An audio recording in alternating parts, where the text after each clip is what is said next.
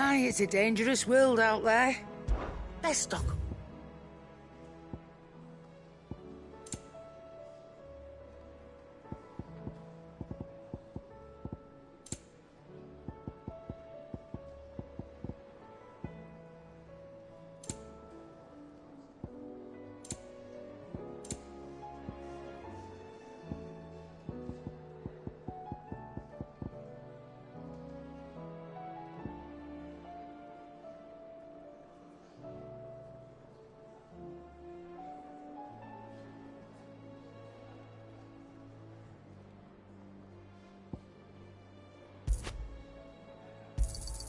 It'd better all be here. You're rubbing me blind, you know. It'd better all be here. You're rubbing me blind, you know. Sorry. Sold out. Is that all?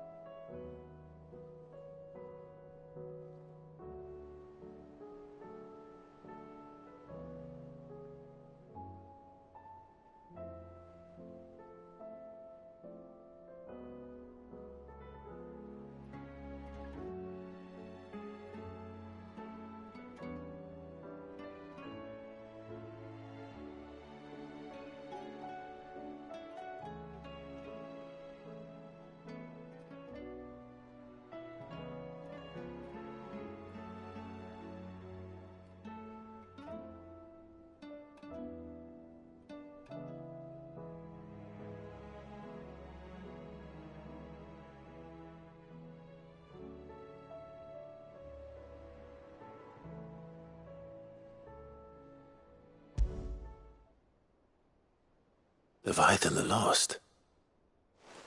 But why now? After all this time? Why, what now? Oh, I'm not sure you'd believe me if I told you. After all we've been through. I doubt there's anything that could surprise me at this point.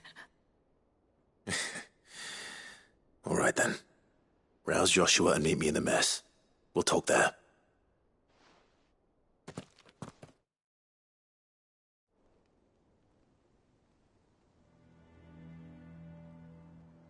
I see we're all here. So, what is it this time? I'm not sure yet. The letter delivered to my chambers omitted a few crucial details. Do we know its provenance? That was one of the details it omitted. But whoever the sender was, it seems the Dame held them in high enough regard to point them in our direction. The Dame? Well, she's not one to waste our time. It must be important. Important might be an understatement. If the letter is to be believed, Leviathan's dominant is in danger. And someone wants us to save him. Leviathan? So the Warden of Water has finally returned. What has it been? 100 years? More. The Lost moniker dates back at least that long. Even our venerable lawsman would not have been so much as a glint in his father's eye when last the mighty serpent brought his crushing waves to bear upon the realm. But why the gap? I know it can be a few years before a new dominant's born. But over a century? Should the dominant of Water's bloodline have been severed somehow, it could have prevented a new dominant from awakening. But if one has awakened now, he couldn't have chosen a worse time. Every nation in the realm has lost its dominant. If word gets out that there is still one to be had, they will stop at nothing to claim it for their own. And the twins will be at war again, just when humanity most needs to come together. Did the letter say anything else?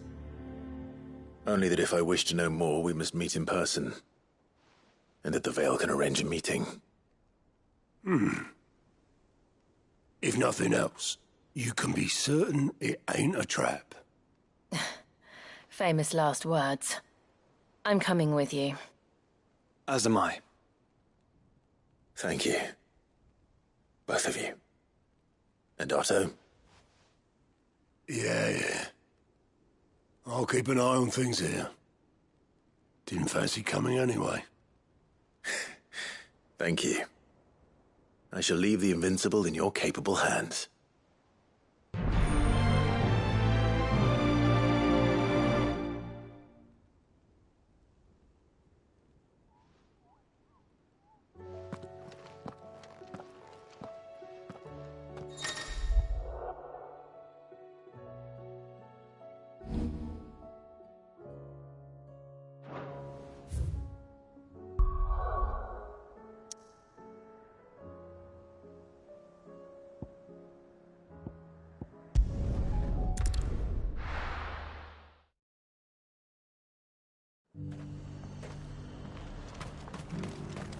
To the Vale it is, then.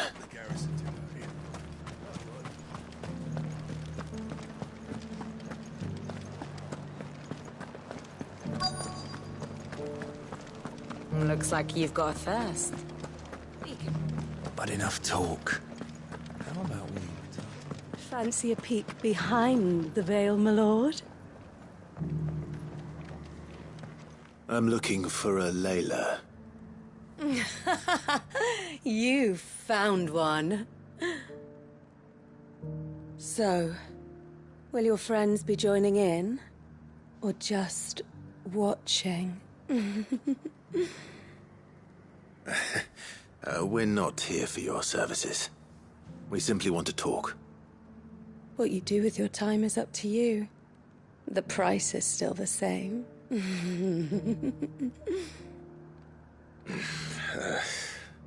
We're here about the letter.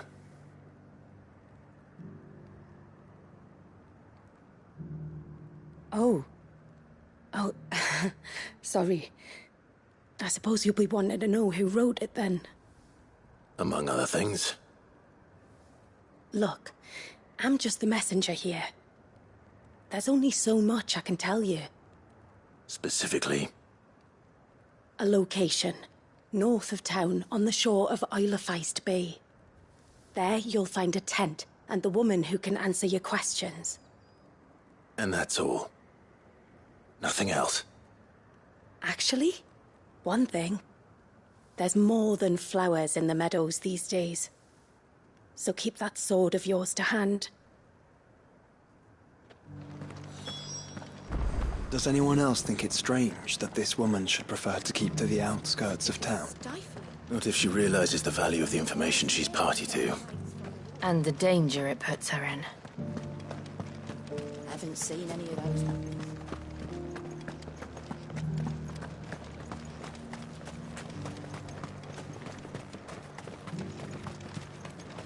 The Duke has pledged to work with the people of Northreach to rebuild.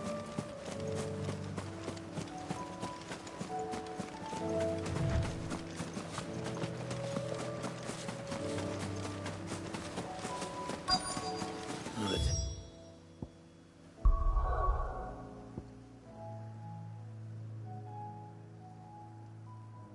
And 'tis where Layla said it would be. Yes, but who awaits us inside?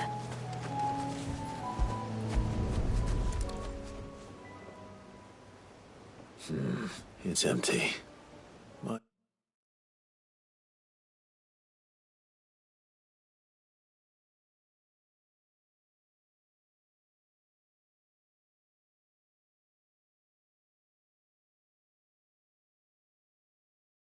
Am I not surprised?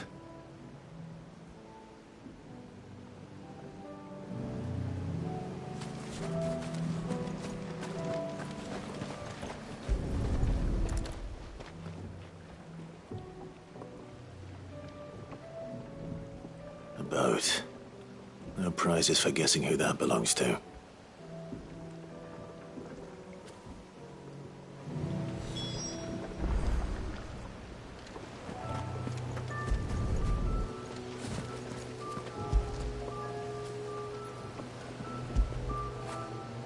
I feel good, boy.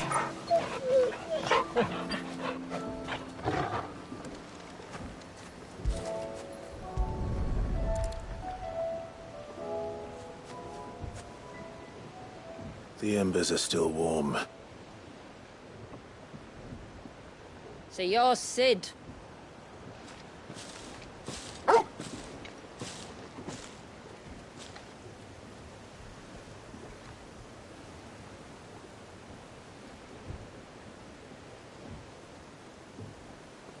I suppose I must be. Which means you have me at a disadvantage. Apologies. I am Shula, tributary of Mysidia, final haven of the Motes of Water. The Motes of Water. The very tribe into which it was believed Leviathan's dominant was born. A people notable for their sapphire eyes and ivory hair. Yet that would be impossible, since the tribe famously... vanished. Was exterminated. Despite the best efforts of both church and state, we are still very much alive. Though we've managed to keep that fact hidden from good Krieger's faithful for over a century. Along with Leviathan's dominant.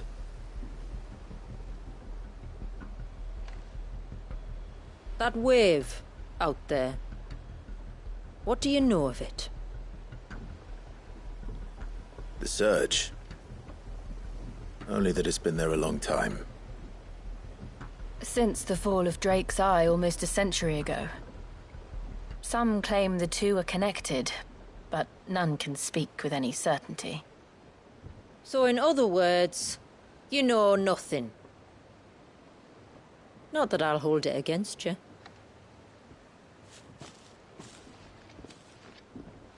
The wave was raised by Leviathan in an act of rage. Moments before the waters were stayed, and the Icon and its dominant bound within. And you want us to? Rescue him. Yes.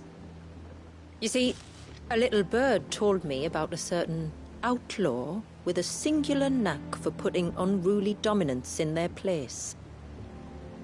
And ours is about as unruly as they get. For years, we've searched for someone who could hold their own against an Icon. Someone just like you. So what do you say? Will you help us? What exactly did your dominant do to warrant this punishment? What did he do? He committed the greatest crime one of his kind can.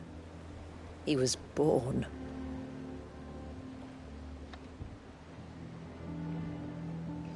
But he deserves a better fate than the one my people forced upon him. He deserves to be free. As do we all. Very well. Far-fetched though your tale may seem, something tells me you speak in earnest. So we will do what we can for your dominant. But first, you will tell us everything you know about him and the means of his imprisonment. I can do better than that. I can show you. Care to take a trip across the bay? My people await you there. Lead the way.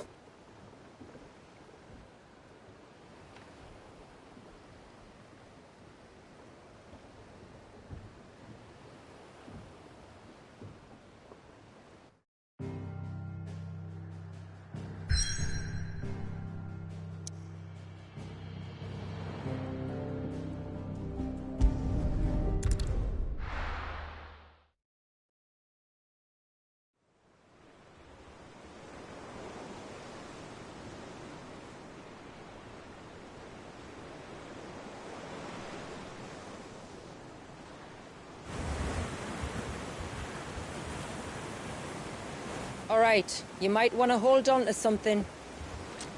We're coming up on the wall, and passing through can take a bit of getting used to. I don't see any wall. Of course you don't. That's the point. It's a glamour woven by our ancestors to keep our village hidden from prying eyes. But don't take my word for it. Watch.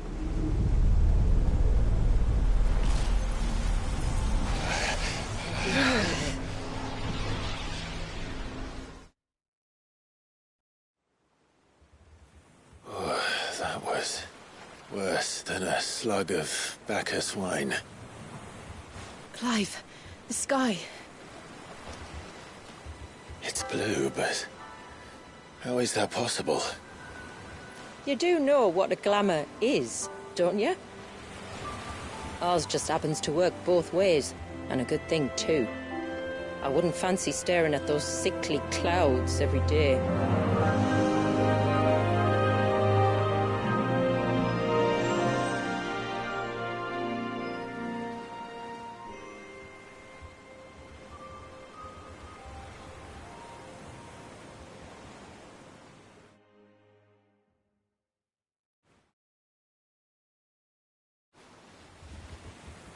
And that concludes our little voyage. We're here.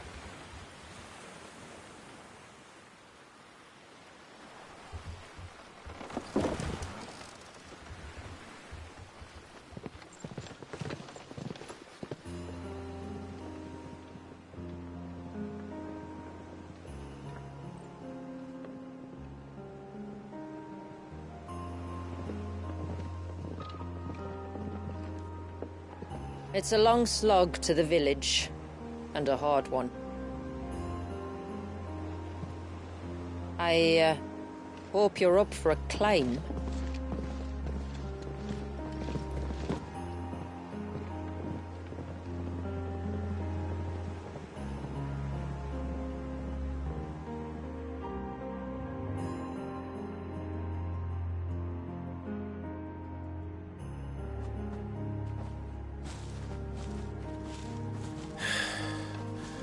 Finally. What? You didn't think we'd arrived, did you? The village isn't up here. It's on the other side of the mountain. Of course it is.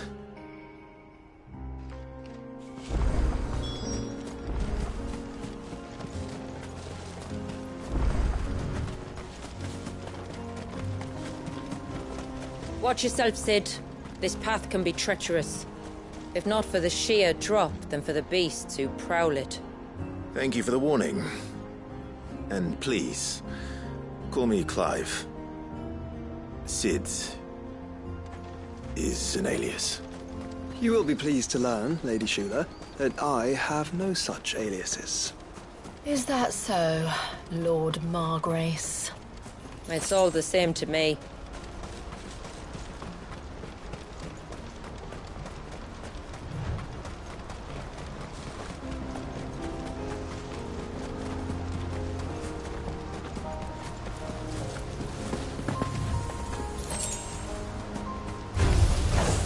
I was wondering when they'd pick up our scent. Stand back. We'll handle this. Oh, will you now? Shall I keep my axe and spells to myself then? Go for it! Over here! Go for it! Get him!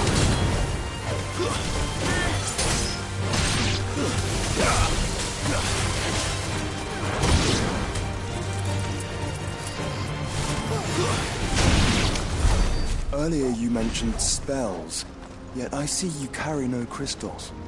Since when did a bearer ever need crystals? But then, where is your brand? Waiting for me in Sombrek, if I ever get careless. Then it's in for a long wait.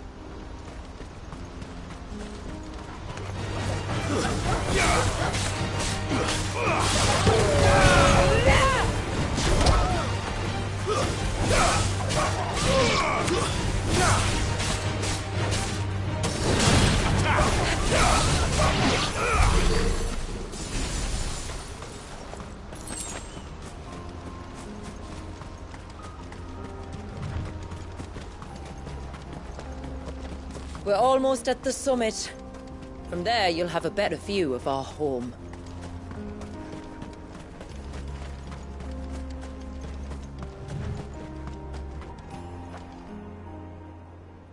Few have ever set eyes on what I'm about to show you. Just so you know. This is not what I expected. Welcome, my friends, to Mysidia.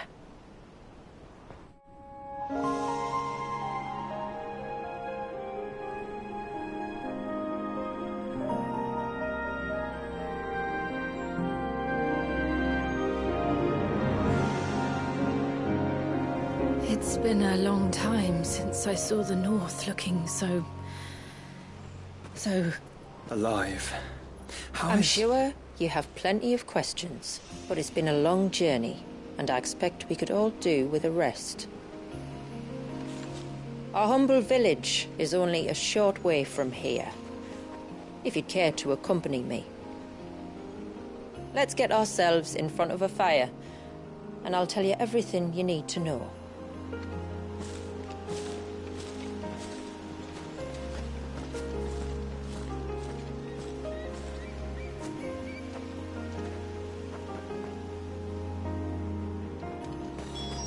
It's beautiful, Shula.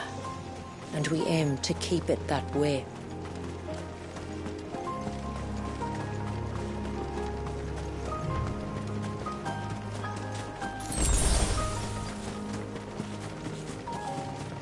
Are those stones glowing? That's one of the cairns which maintain the glamour. Steer well clear.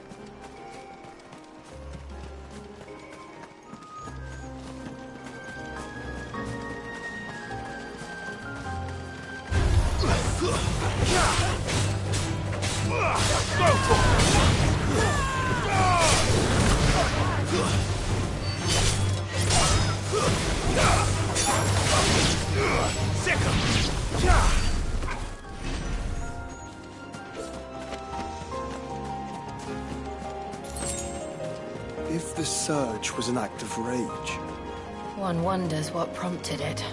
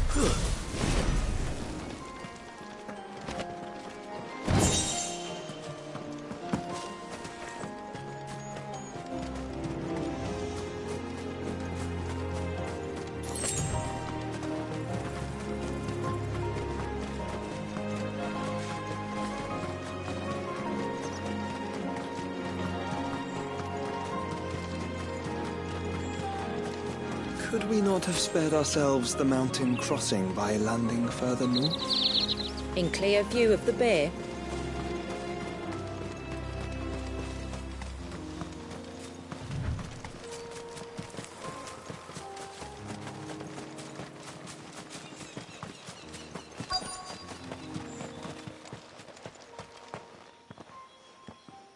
On evening tides.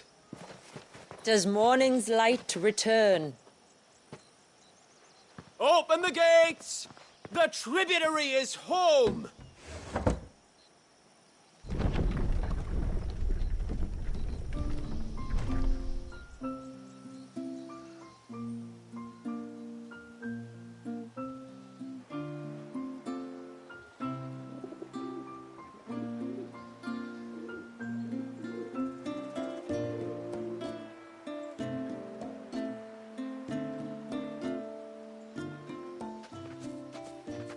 Outsiders?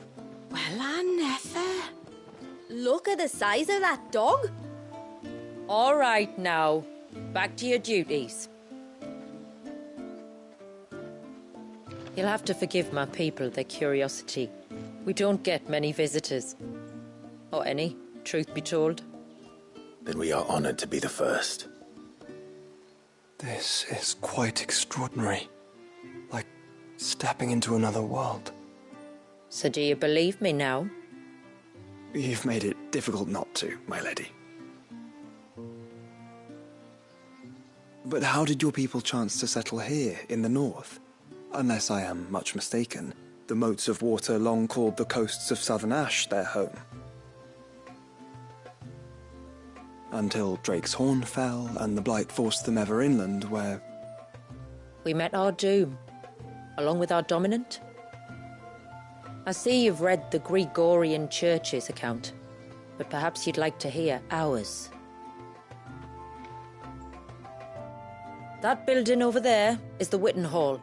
It's where my people gather to discuss matters of import. We can speak more inside, once the place is ready to receive you. It shouldn't take long, but you're welcome to explore the village while I see to things. Thank you. We'll do just that.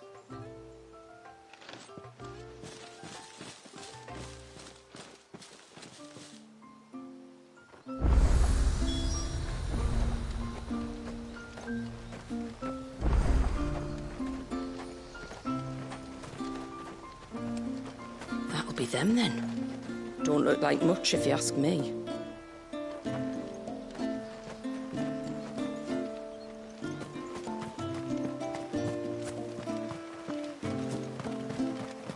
Look! That one's got a black cape. Do you think he's the leader? Intruders! We must flee! It's all right. They're the tributary's guests. After what their kind did to us. It's wrong.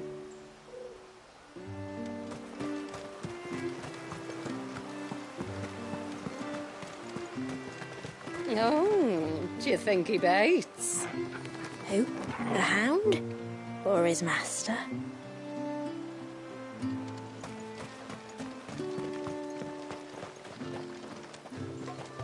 Welcome to Haven. The tributary awaits you within the Witten Hall.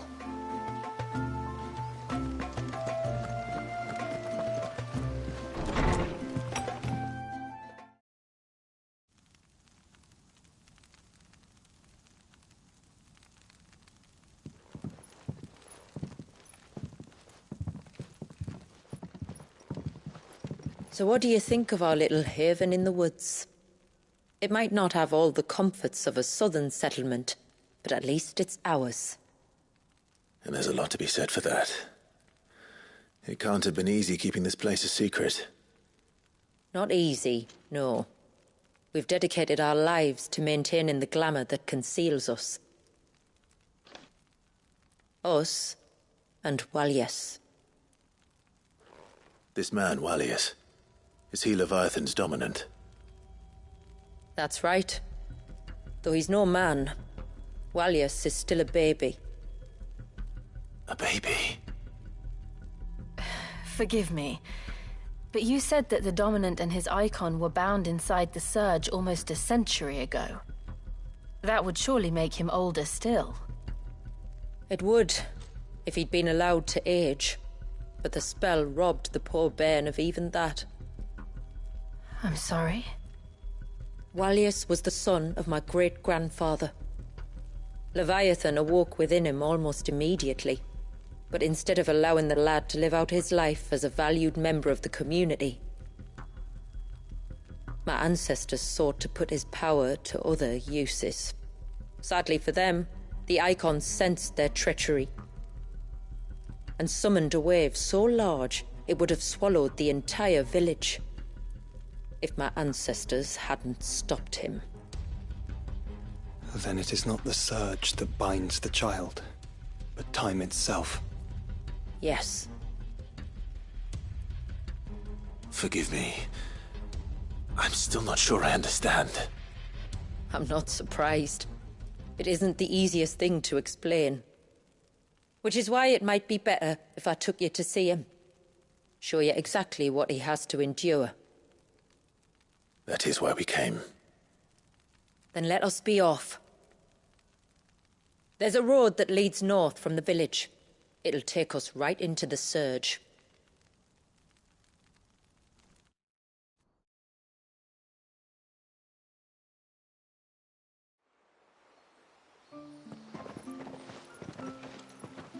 Are you bound for the Wave, Tributary?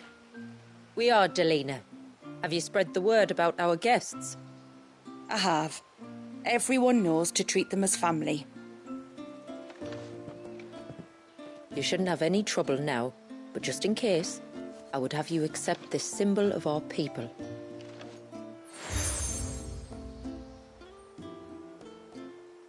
That's very kind. I look forward to meeting the family. The feeling's mutual. Should the Tributary be indisposed, feel free to ask me any questions you might have regarding the village, and I'll do my best to answer. Thank you. We will. Then I bid you good tide.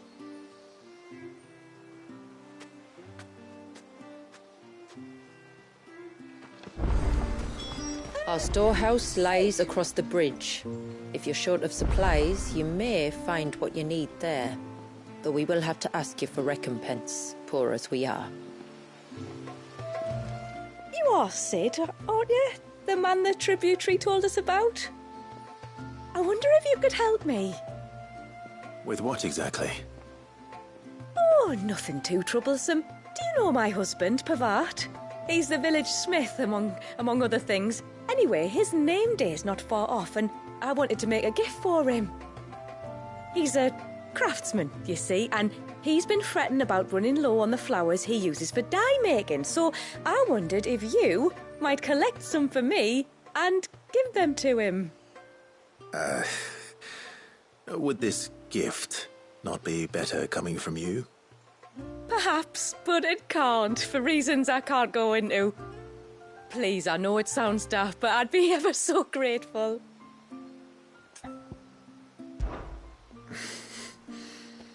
Fine. Which flowers does your husband need?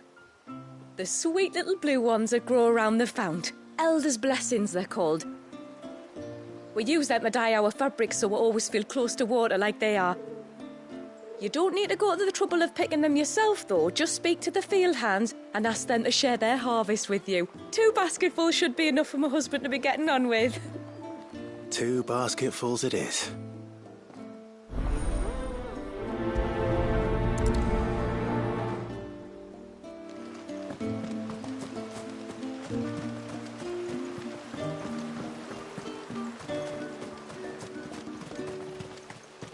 I'm not arguing.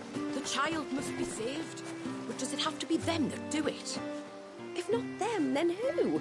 I don't see you running off to the Surge.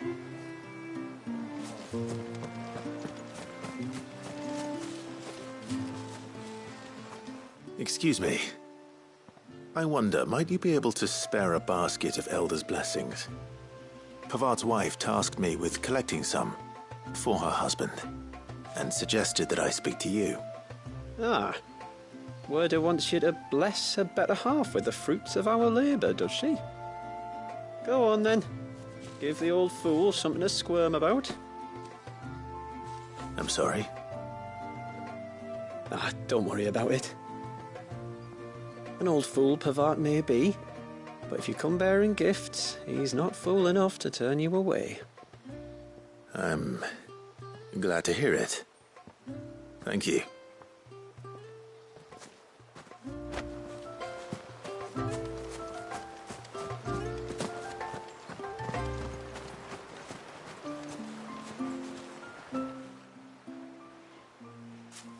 Ah, welcome to Haven, friend. Thank you. Forgive my presumptuousness, but the smith's wife has asked me to make her husband a present of some Elder's blessings. 2 basketfuls, to be precise. Well, I have 1, if that's any help.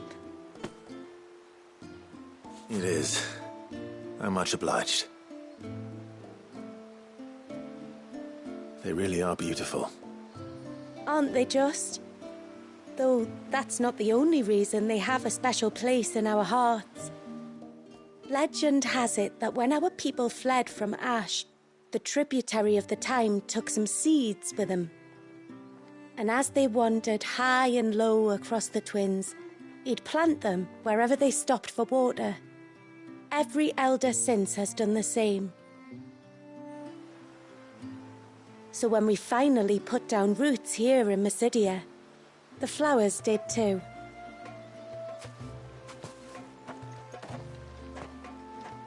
Well, that's 2 basketfuls.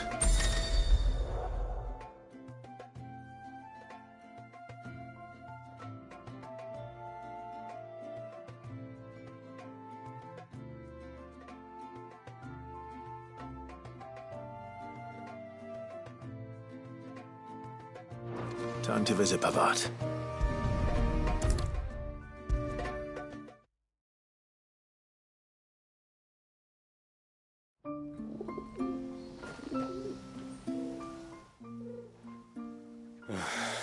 What do you want? Your wife asked me to bring you these flowers.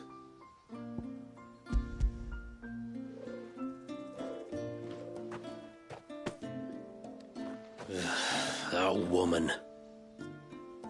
Come out, I know you're there. Who? Me?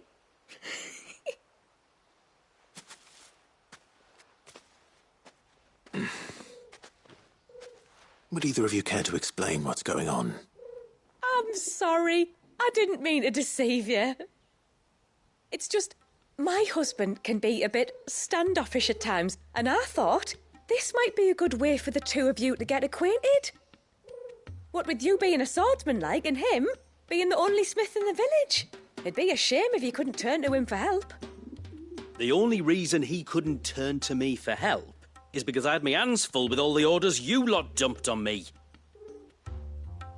I'm pretty much done with them now, though. But, for the record, the tributary said that we were to lend you outsiders our aid, and that's exactly what I was planning to do. With or without my darling wife's meddling. Still, here we are. Acquainted. So, if there's out you need, just bring us the materials, all right? All right. All right, then. And tar for the flowers. I was running low. You use them for dyeing, I hear. Aye. Crush the petals and it makes a fine and lasting blue. We use it to stain the cloth for our tunics and pennons. Remind us where we come from, like. As motes of water. Children of the sea. That's right. The pattern, too, was left by our ancestors. The Ceaseless Rill, it's called. It symbolises the river of our tribe, with the strength of Leviathan running through it. And no matter how that river has ebbed and flowed, changed its course, the flowers have always been with us, growing on our banks. I should get back to work. If you need something crafting, let me know. I will. It was a pleasure to meet you. Wasn't it just?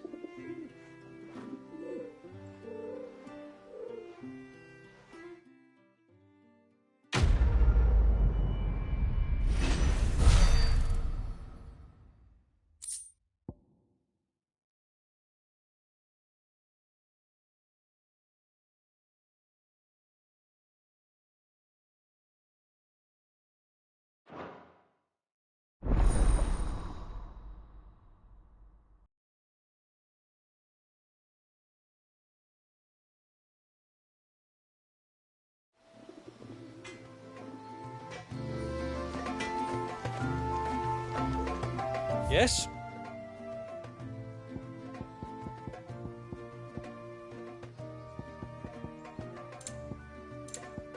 A good tide to you.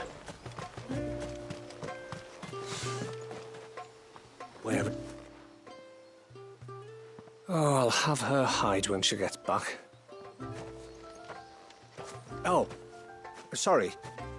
I was leagues away. How can I help you? If you're after something from the storehouse, it's actually my wife you'll want to talk to. She will have to charge you for the goods, though. Not that we'd fleece you or anything. It's just, you know, needs must. I understand. Saying that, she might not be able to get anything down for you for a bit. Ah, right. She's got her hands full with the inventory, you see. It should have been my daughter's job, really, but the willful little Rills decided to make herself scarce. Ah, the heavens only know where that girl's got to. If you'd like me to keep an eye out for her. Oh, no. I couldn't ask that of an outsider. Could I? You wouldn't mind? Of course not. She won't have gone far, will she? I hope not. But I've scoured the entire village for her and come up empty-handed. Can't help thinking she might have gone on another one of her little adventures. Ah, a free spirit, is she? Aye, that she is. Can't get her to sit still, especially once you heard you lot were on your way. Outsiders! You should have seen her little eyes light up. Oh, if she wanted to watch you arrive, she'd have made for the low gate where you first came in. The guard there might have spotted her. Maybe you could ask him. Ruka, her name is. All right. I'll let you know if I find her. Try not to worry.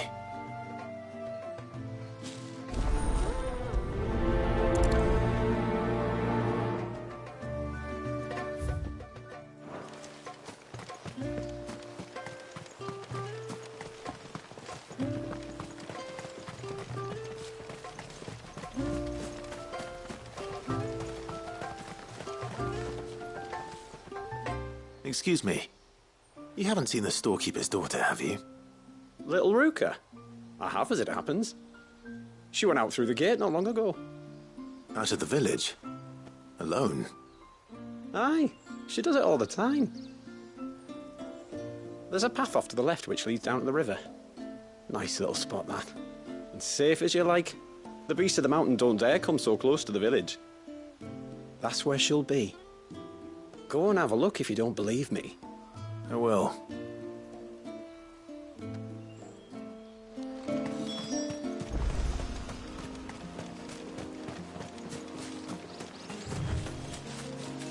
This must be the path.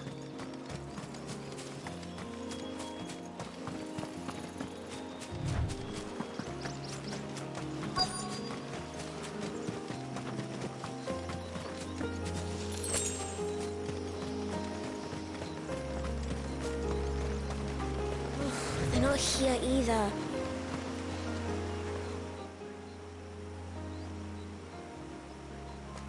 It's you! I've been looking everywhere for you. You must be Ruka. You know my name? Can you lot read minds? Your father asked me to keep an eye out for you. You left without telling him where you were going. He was worried. But I went to look for you. Well, now you found me. What do you say we head back to the village and let your father know you're safe? All right. And on the way home, you can tell me all about the world beyond the wall. I want to know everything. Everything might be a stretch.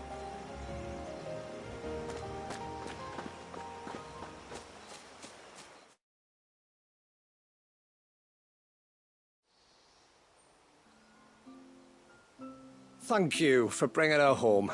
And sorry for the trouble. Oh, no. It was a pleasure. Daddy, did you know that there are villages 10 times as big as Haven in the outside world? 10 times! Cities, they call them. And in these cities, they have great big walls and towers and castles. Oh, to think I was worried. You can tell me all about the outside world later, Sweet Pea. Now go and help your mum with the stores. All right.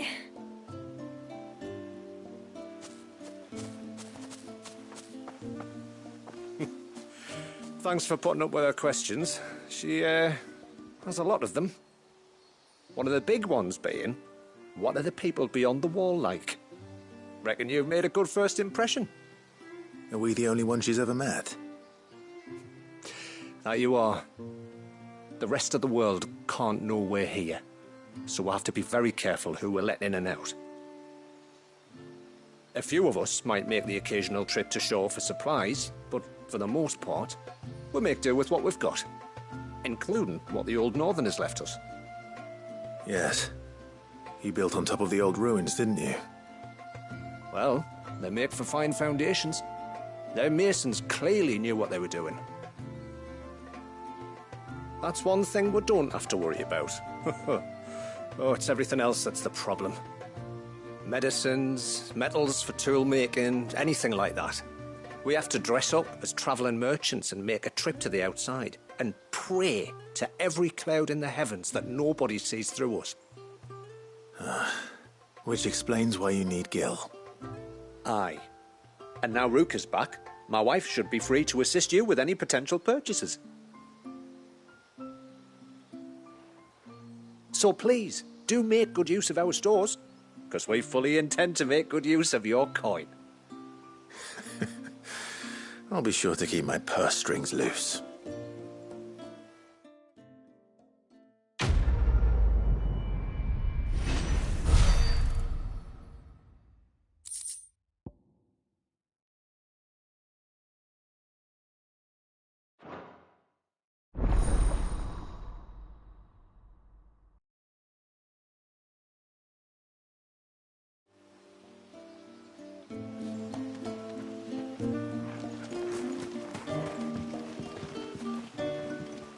Thanks for bringing me daughter back. I don't grudge her looking for adventure, but she's got to pull her weight like the rest of us. Anyway, now we've got the inventory done, I can attend to my own tasks, like seeing to our visitors' needs. So, was the route you wanted? I will have to charge you. Here you are. May it serve you well. Well, if you're sure you need it. Very well. What do you think the tributary sees?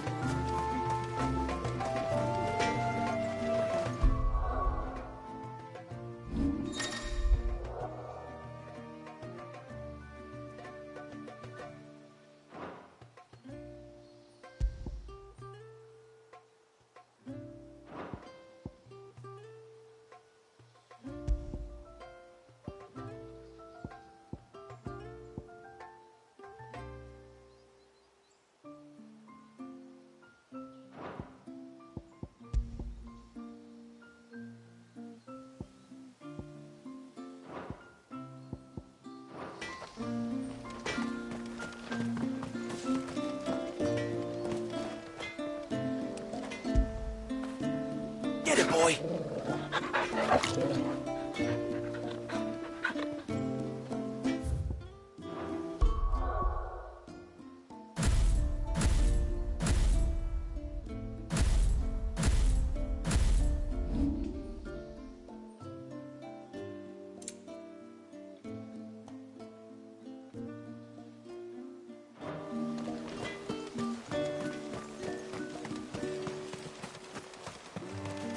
How long do you think this bridge has been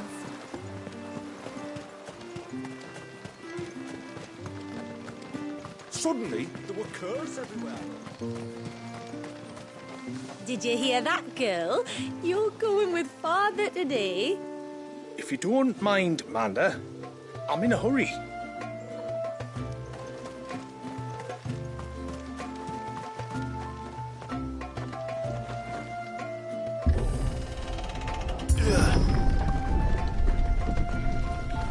There's a pair of ships just up ahead. Ships? But are we not still leagues from the shore?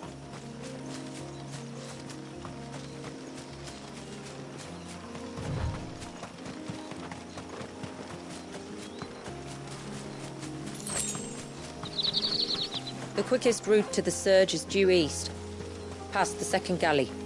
Shula, How did these ships come to be here? What do you imagine happens when an Icon of Water gets angry? Really, brother, did you have to ask?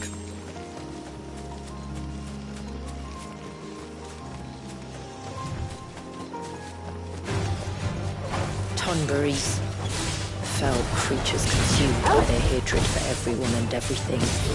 Everything save sharp knives, it seems.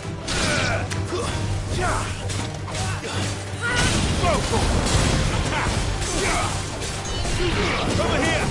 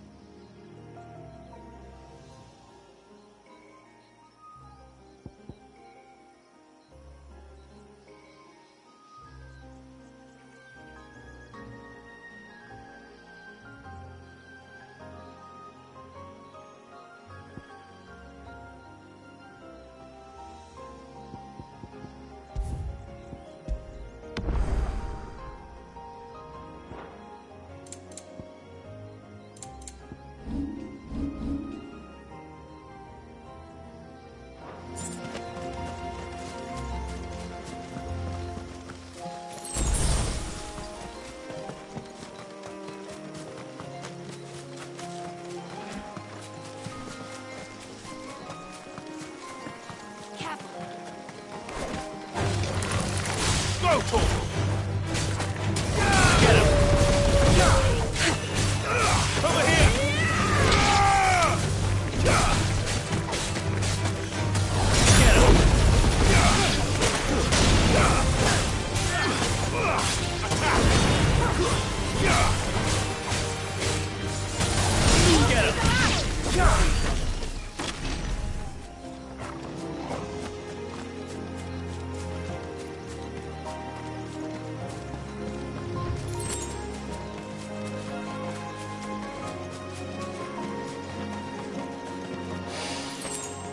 I can smell the sea.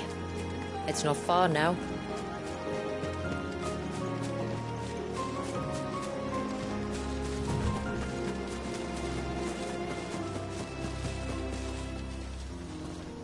How will we reach the surge? We'll follow the coastline north. There's a bridge that'll take us across to the Cape.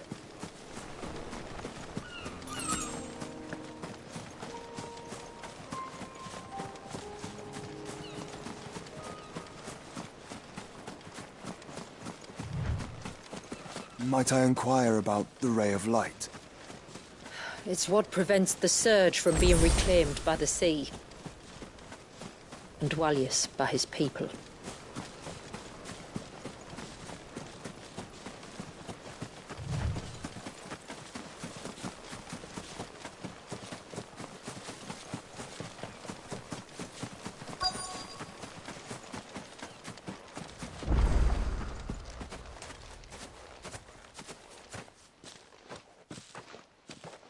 You said before that the child is bound within the surge. But you've yet to tell us how we're meant to reach him. I trust we won't have to hold our breath. No. The surge wraps around the Cape without engulfing it. If we continue to its tip, there is a path down to the seabed. And the wave's origin. All right. It won't be the first dominant we've met at the bottom of the ocean.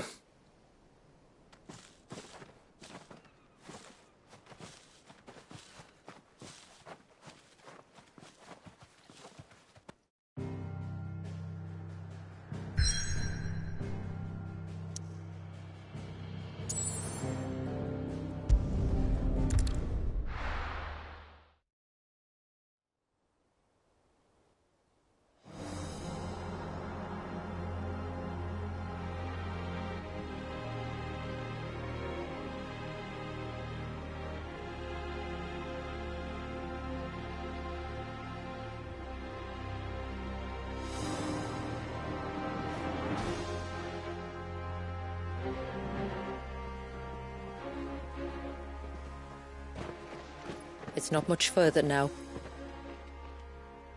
The path seems well kept. Do you and the villagers often come this way? Only me. Once every new moon without fail. It is my duty both as village elder and Walius's descendant. But surely no one blames you for what happened. Why should you bear the responsibility alone? You misunderstand. I do it because I want to.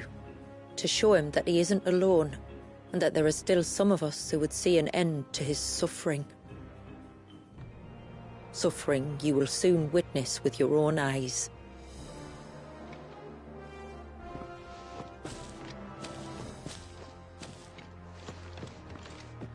The forest grows quickly here. Left unattended, the path would be reclaimed in a matter of moons.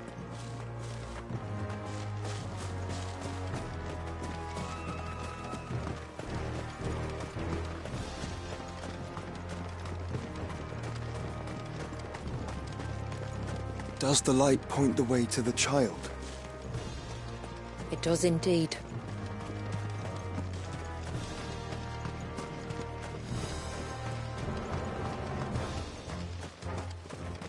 Look at all the droplets of water suspended in midair.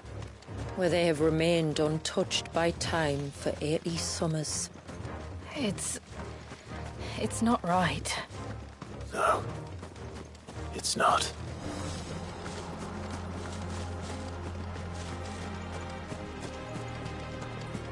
There. Up ahead.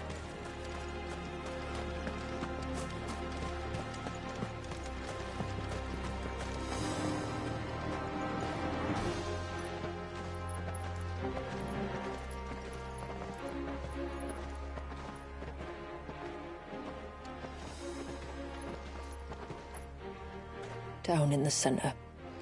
Follow me.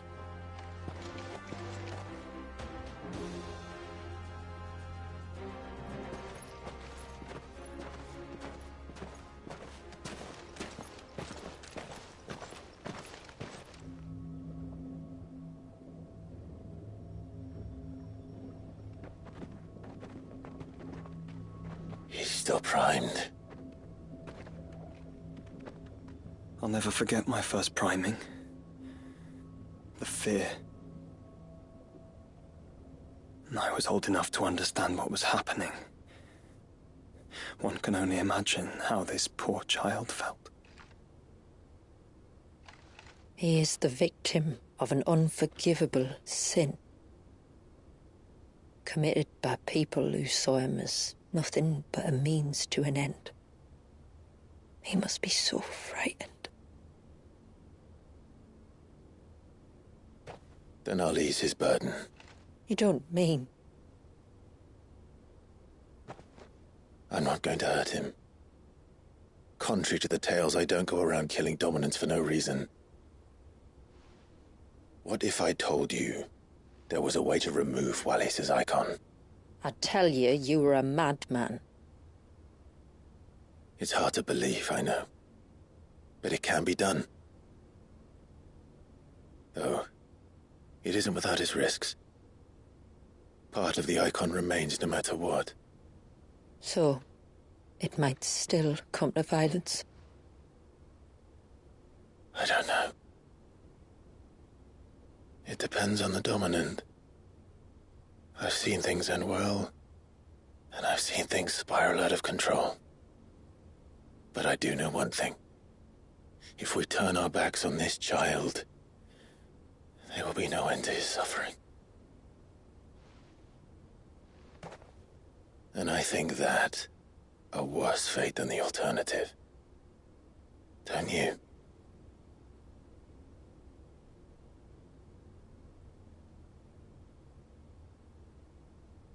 Very well.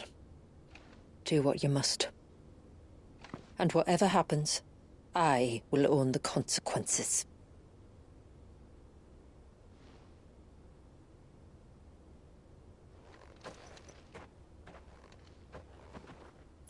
Don't be afraid, little one. Let me bear the weight.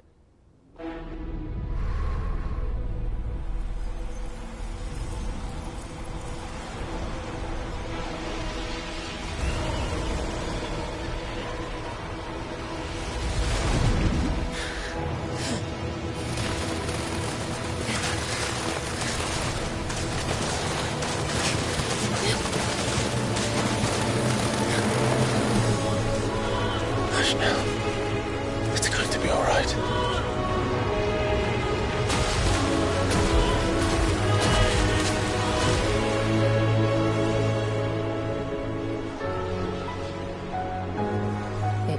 Is it done?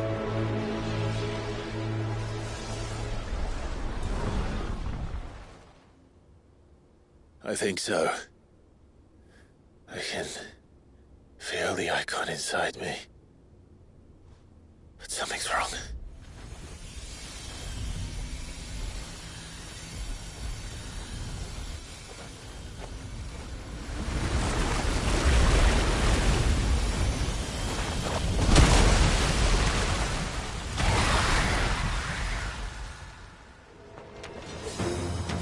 He wasn't just afraid.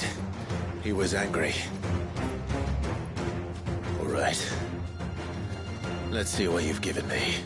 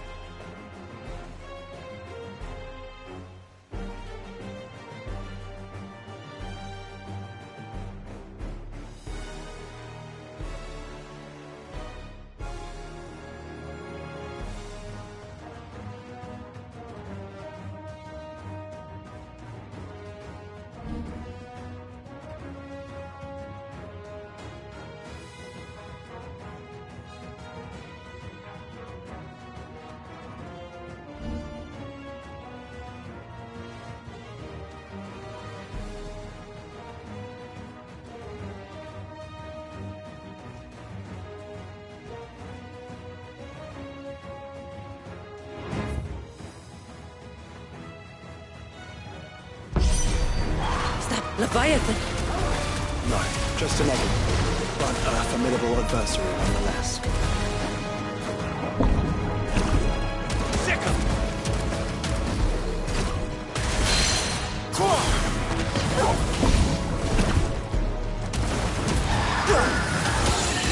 Oh, look. It has friends. Over here!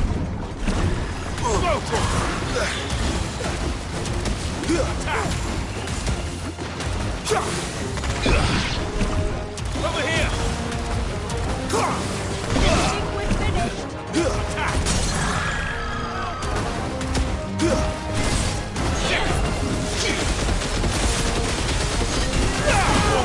Kill! This one!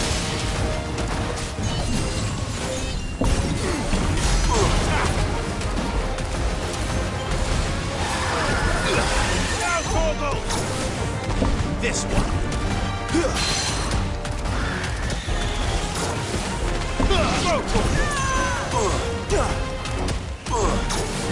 You're finished! Attack! Over here!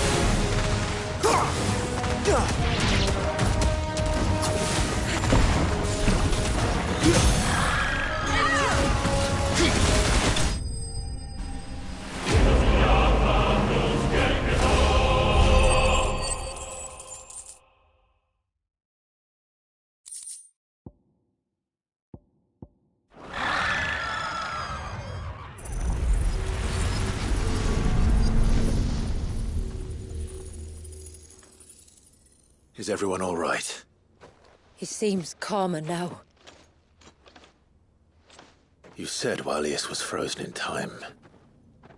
But he knew we were here. How?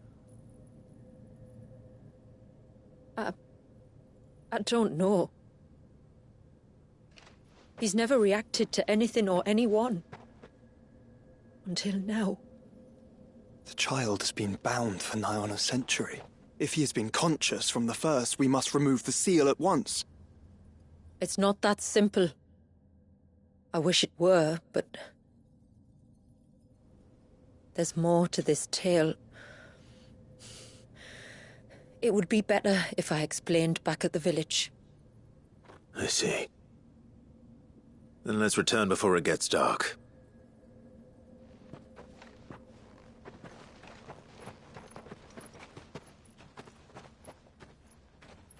I'm sorry, Walyas.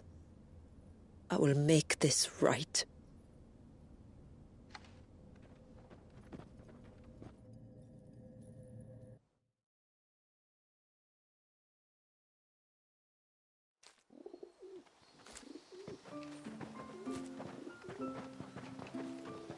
So, part of Leviathan is inside you now, is it? Does it hurt? No. Not anymore, anyway. Good. Because I still have need of your strength. If you want to know the rest, we should head to the Witten Hall. Of course.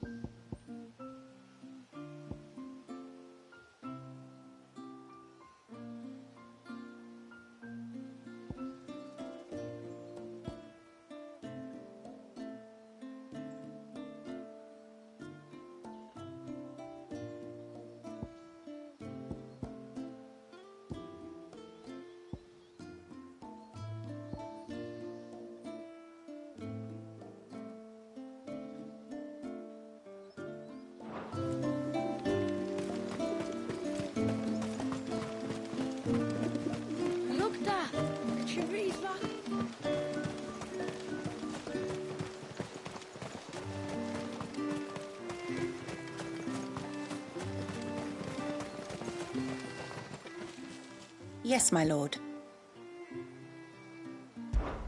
My name is Delina.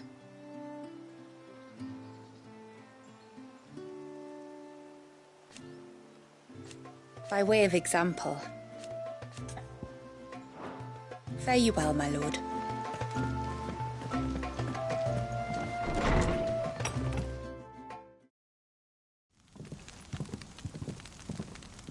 To understand the spell which binds Walyas, you must first know who we are, and what drove my forebears to commit such an atrocity.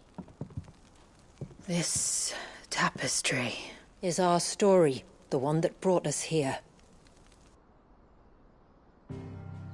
After generations of wandering, my people sought refuge in northeastern Storm, some 170 years ago.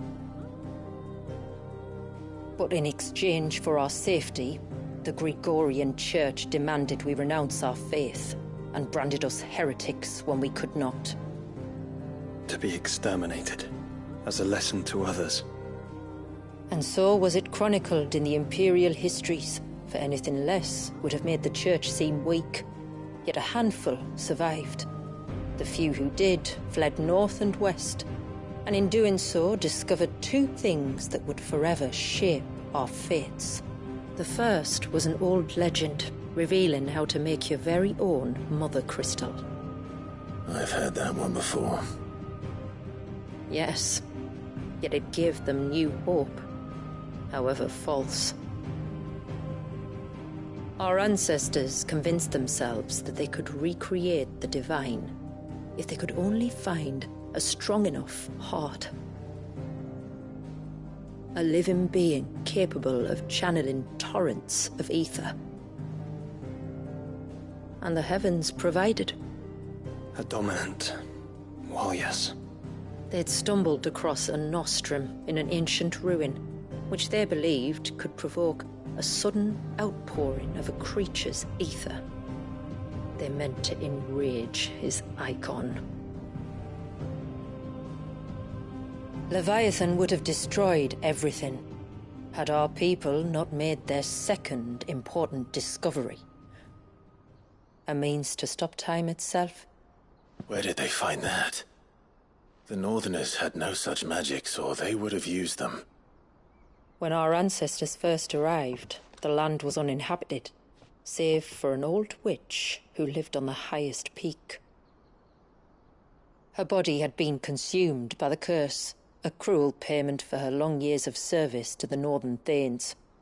So desperate were they to prevent the fall of Drake's Eye, they'd forced her to devise a spell to stop time. But Drake's Eye did fall. It did. When she finally perfected the necessary magics, it was already too late. As punishment for her failure, the Thanes exiled her to this forsaken place to live out the few days she had left. Knowing her suffering, our ancestors cared for her as best they could, and in return, she gifted them her spell. That even though she should die, her legacy might live on.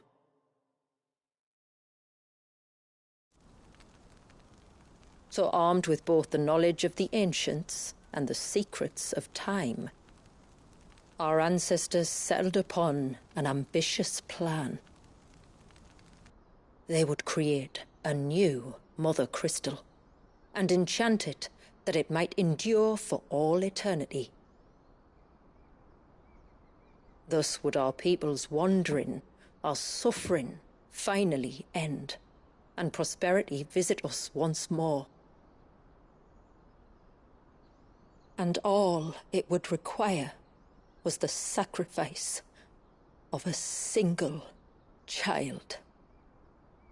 A small price to pay, or so they believed.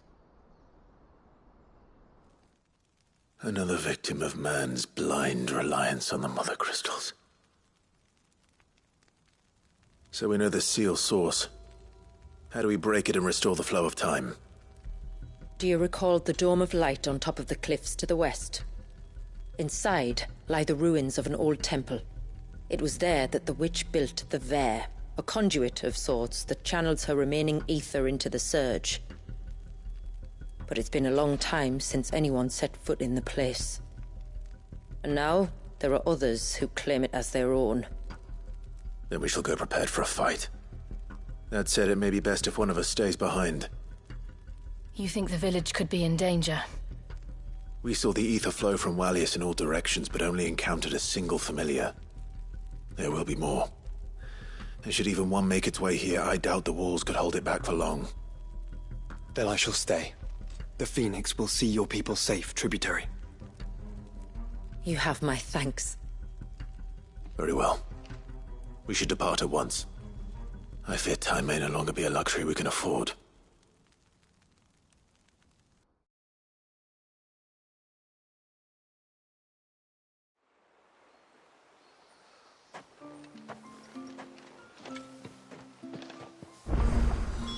The Vare is not easy to find. We must first head north, and then west, deeper into the forest.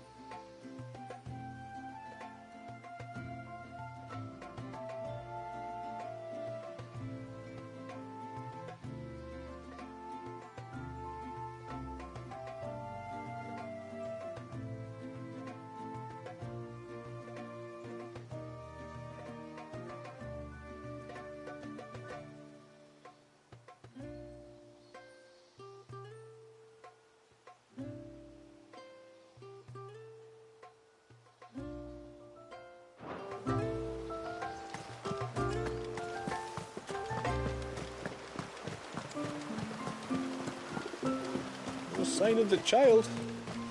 You don't think this? Yes?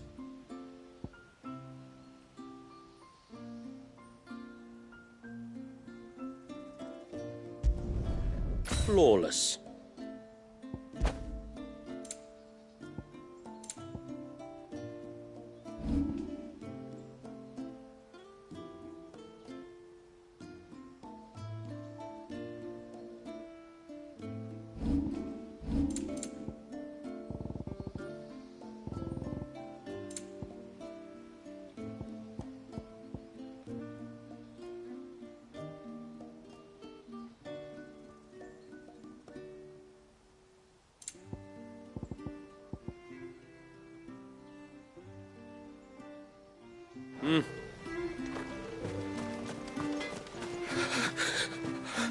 I can't.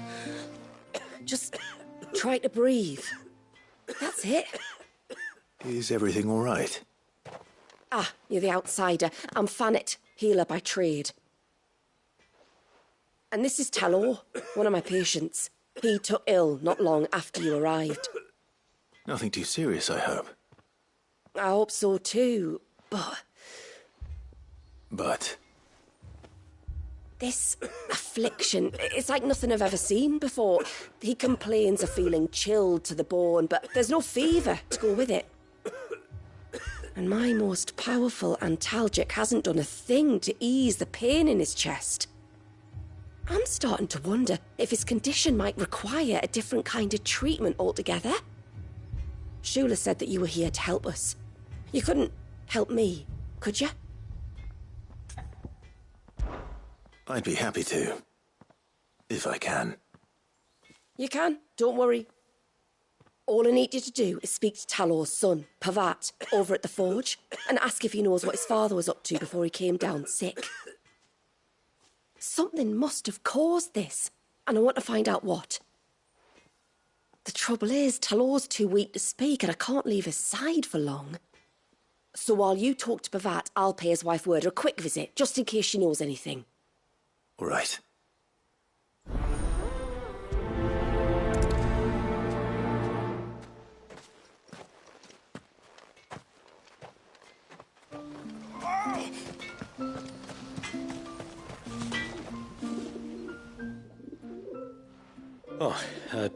Do you need something? I do, though not from the forge. Fannet asked me to speak with you. She's looking into the cause of your father's illness and wondered if you could shed any light on the matter. I see. Sorry. She shouldn't have dragged you into this. It's no trouble, really. Tell me, did your father do anything out of the ordinary before he fell ill? Not that I know of. But then I hardly see him. He's always out and about, like. Well, at least he was. Suppose he might have been a bit more fidgety than usual, but apart from that... When you say out and about, where does he usually go? Just round the village. Wonders maybe he knows something I don't. Maybe.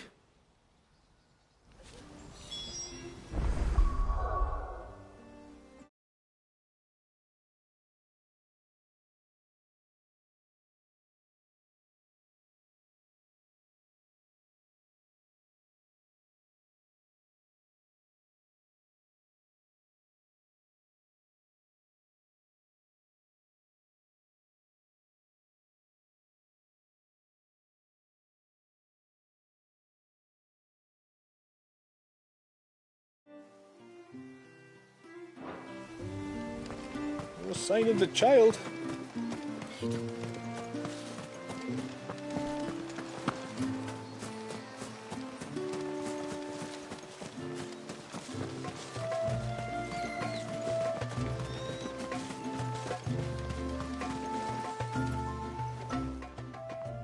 Greetings, stranger. What can I do for you? Your name is Blazir, is it not? Pavad tells me you're a friend of his father's, and that the two of you may have spent some time together prior to his illness. His illness? Talor's never been ill a day in his life. I don't know why he'd start now. Oh, Fanny doesn't know either. was she who asked me to look into his recent behavior on the off chance it might explain how his condition arose. Oh, I suppose there was something that struck me as a bit odd. He kept asking about the woods. Did you see anything strange on your way back from the shore? Are you certain? Do you swear? That kind of thing. I didn't, of course. But he wouldn't let it go. It was like he was expecting something to happen. It was just a matter of when. Not that I know what. But he never told me anyway. Well, that certainly does sound unusual. And it might just be what Fennett is looking for. Thank you. Don't mention it. Oh, and when you see Talor, wish him the best from me, eh? Let's see what the healer makes of this.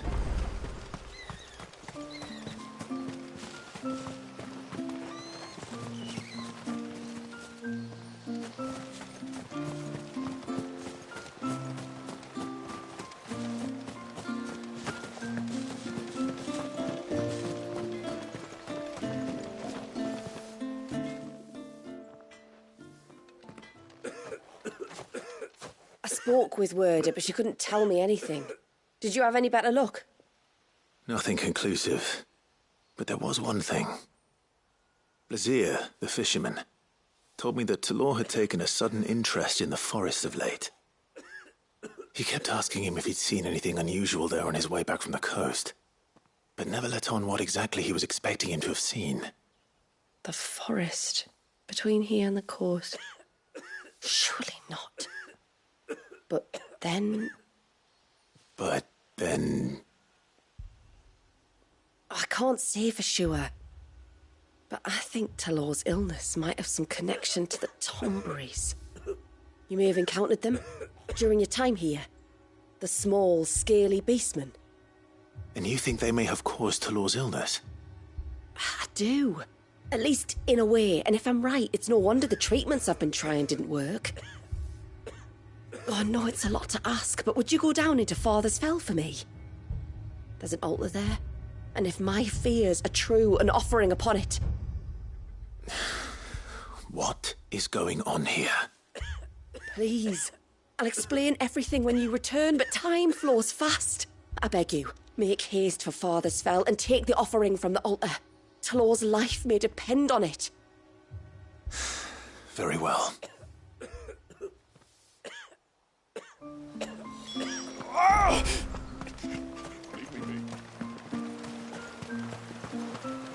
Bastard things. Tore the fish right Oh, I never should have let him go alone. Hail, stranger. And once everyone left me in peace.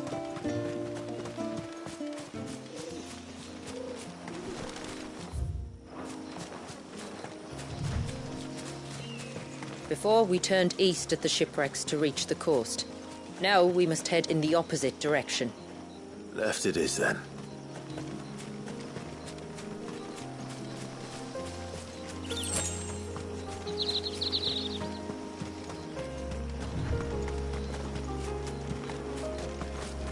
If there's one thing I know about beastmen, is that they love to hide in the dark.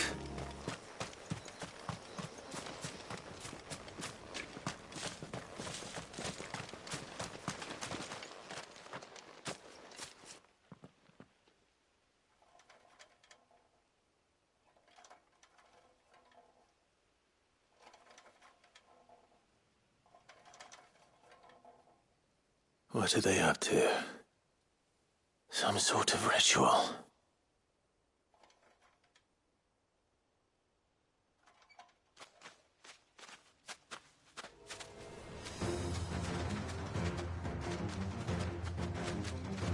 Sorry to disturb you.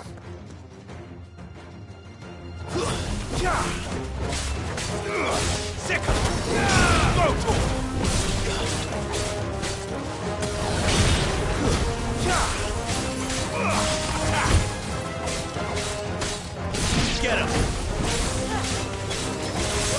Go!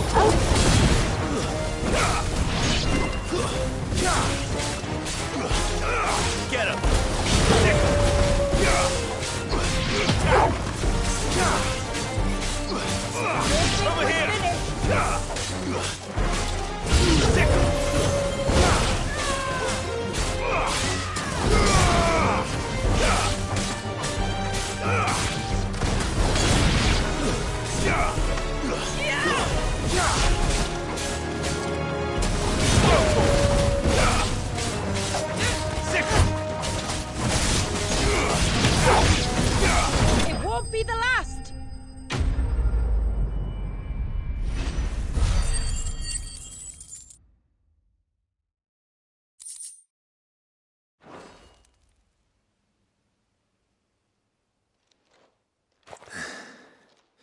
Let's see what's on this altar then.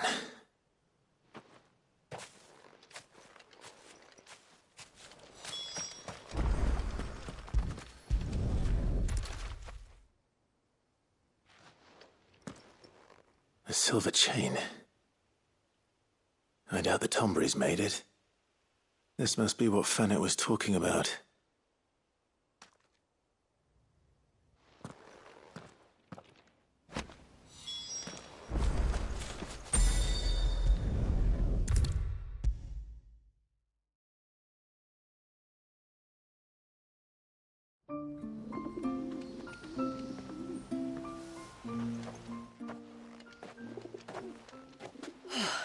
You're back.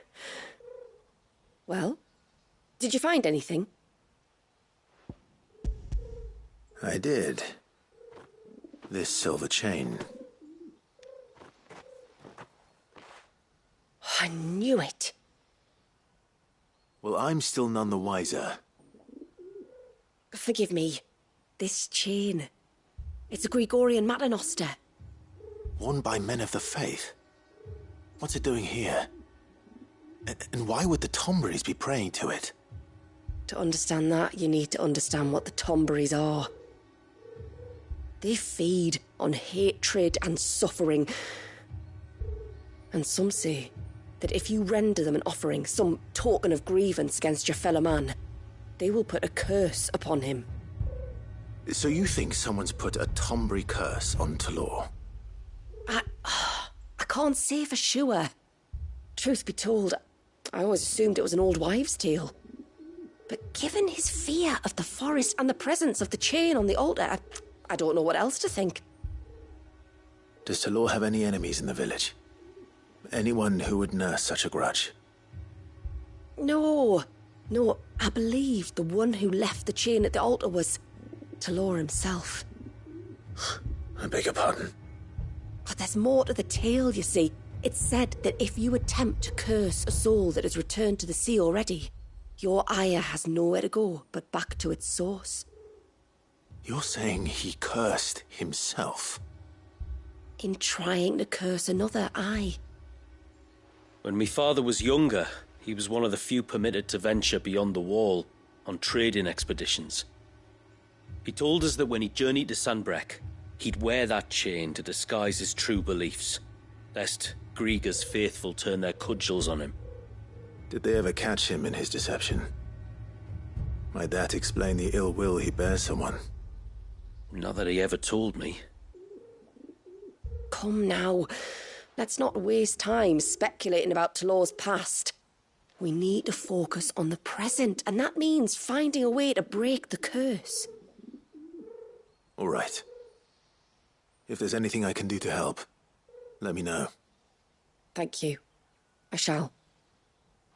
Aye, and thanks for going to all this trouble. Here, it's not much, but I want you to have this. We call it an Adder Stone. It's a gatherer's charm. Reacts to certain rare minerals we use in crafting. Makes them ring out like a bell, stuff you'd have no chance of spotting otherwise. If you find anything, see that you bring it back to me. I can make you some decent gear with it. If you're interested, like. I am, thank you. And I'll be sure to pay you a visit. Until then, I wish your father a swift recovery.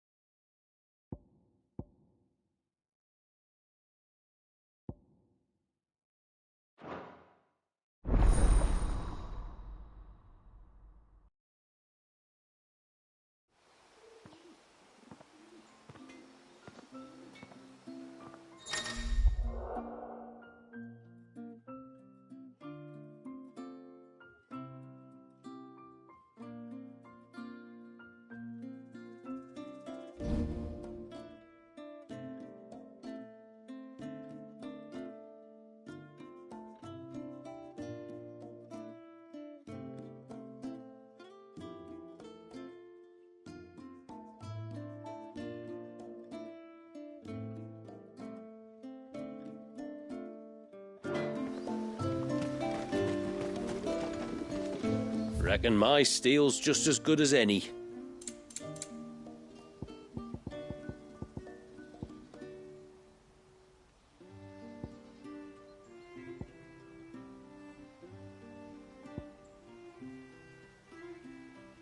No sign of the child.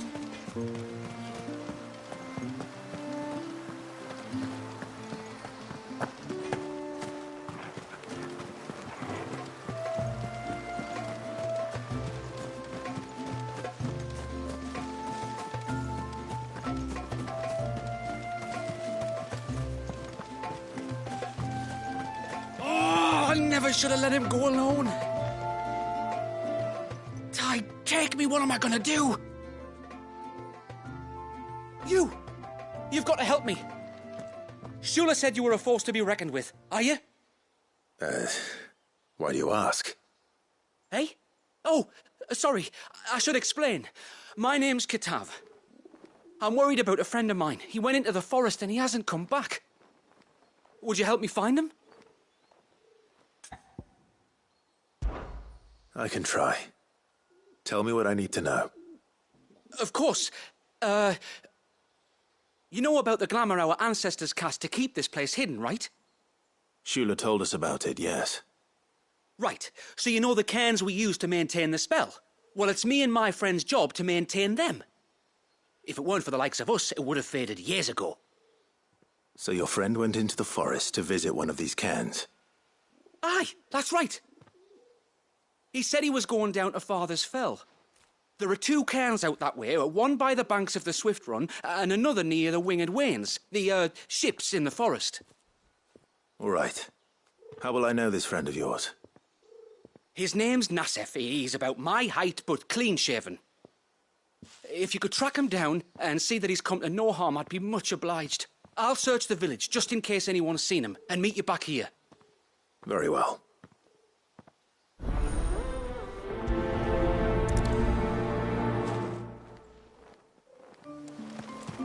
One cairn by the ships, another by the river.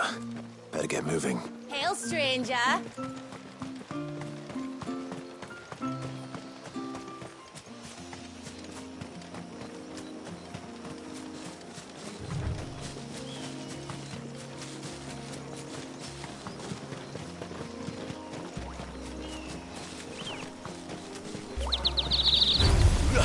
Out of our way. This one.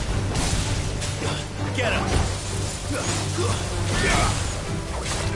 Attack.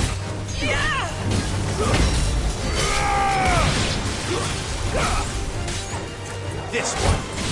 Go for it.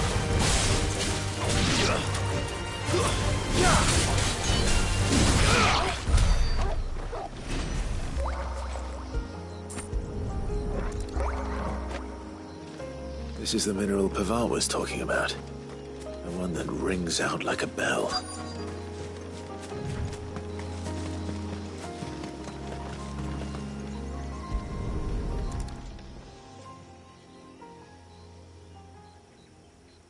Well, here's the cairn.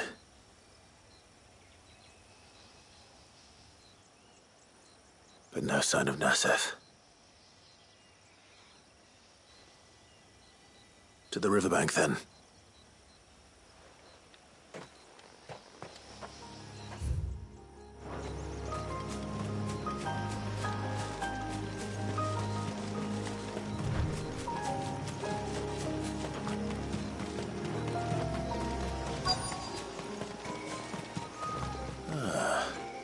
Who have we here?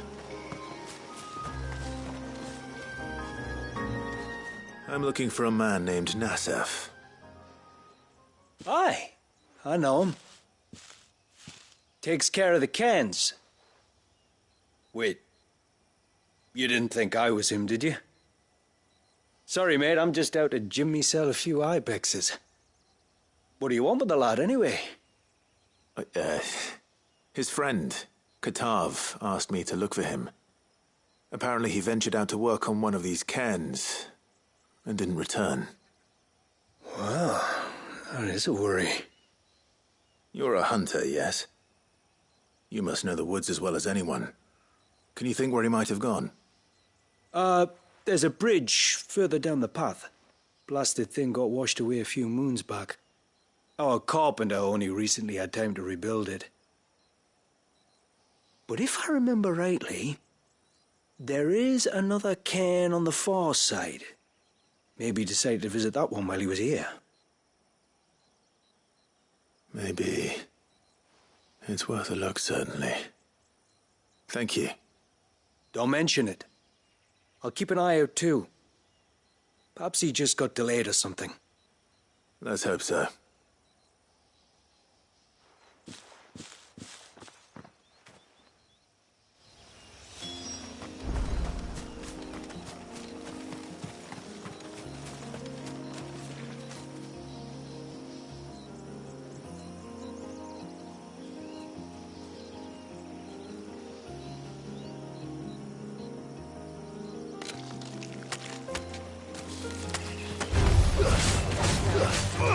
Get him!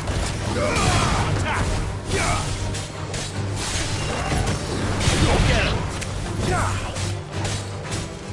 Go for him! Sick him!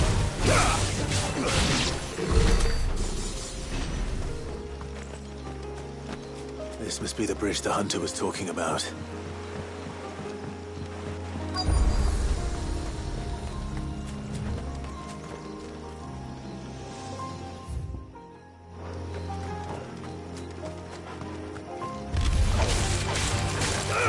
This one! Over here! Go for it!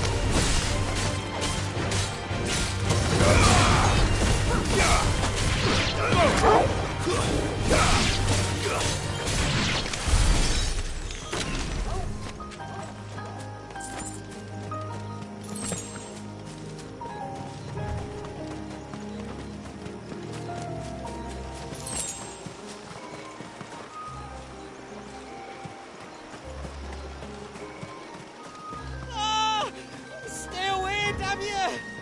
Hold on! No mistakes.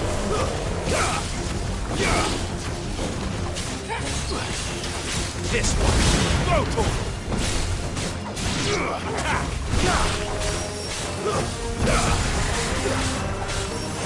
Sick him!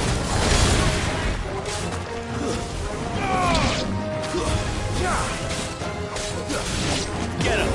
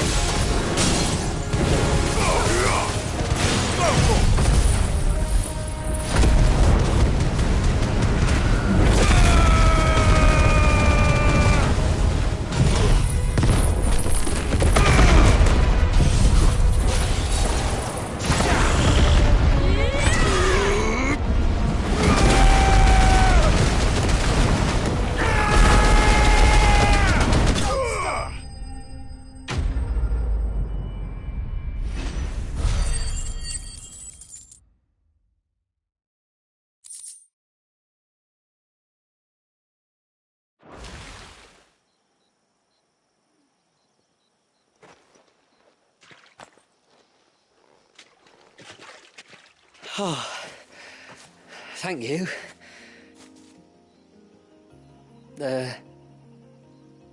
I'm the tributary's guest.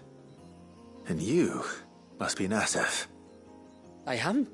But how do you know that?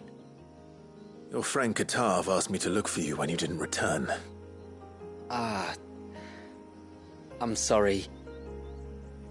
I was so focused on attuning the cairn I didn't see those creatures come until it was too late. How exactly do they work? Oh, there are crystals inside. They're what keeps the glamour going. Should the ether cease to flow through too many of them, our shroud would quickly unravel. It's my job to make sure that doesn't happen. And an important job it is. but you'll struggle to do it if you're dead. You need to take more care. Yeah, no arguments there. The truth is, me and Katav usually work together, watching each other's backs like. But when we heard outsiders were coming, we split up to get the job done faster, so things would be perfect for your arrival. Stupid, I know. So you found him then? Not before the local fauna did. My arrival seemed to put them off their dinner. Mustn't have been hungry after all. Expect you'll be wanting someone to escort you back to the village then, Nassef. Woods are full of nasties today. When you're next in Haven, be sure to come and see us. You saved my life. It's only right I repay you. If you insist. Take care now.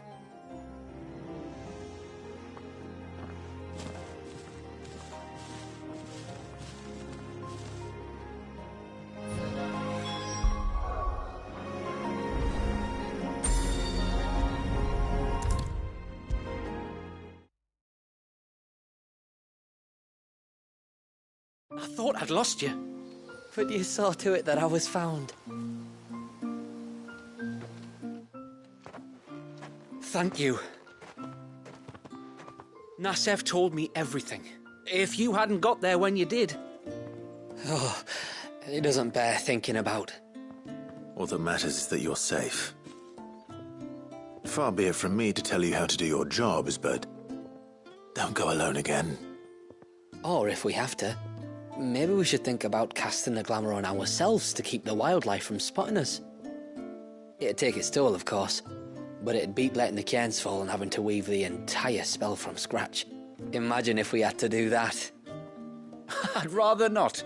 Would only succeed in adding 2 new piles of stone to the collection. Your bearers? That we are, thank the tides. The others can't attune to the crystals in the cairns the same way we can. Reckon this place would be doomed without us. So, you do this work for the good of your people? Not because... We're forced to.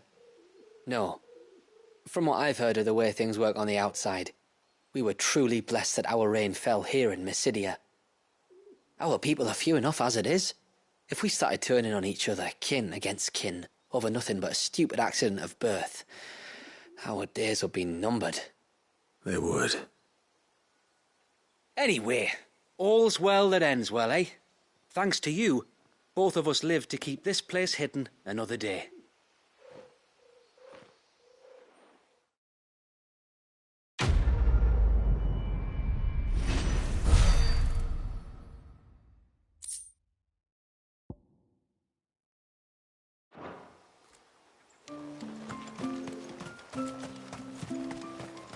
Hail, stranger. Are you a rider by any chance? I am. What gave me away? Oh, I can smell it on you. The scent of the stables.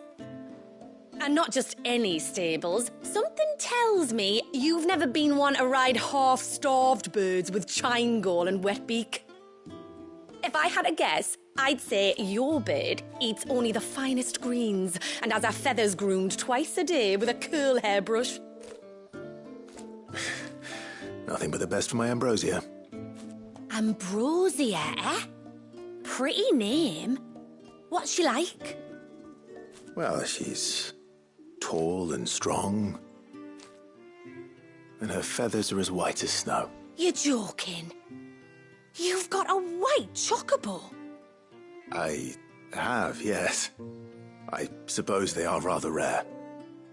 This I've got to see. Can you bring her here? I would if I could, but I doubt Shula's skiff could hold her. Me dad's got a boat. And he's ferried chocobos before. You could get him to bring her. It'd be perfect timing and all. He's preparing for a trip beyond the wall as we speak. I'm sure he'd help you if you asked. He would. Well, I don't suppose it would hurt to have Ambrosia around. All right then. Where could I find your father? he'll be in the storehouse on the other side of the brook. Tell him Manda sent you.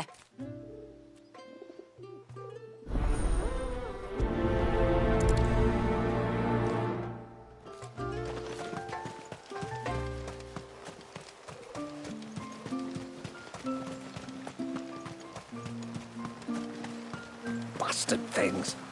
Tore the fish right up.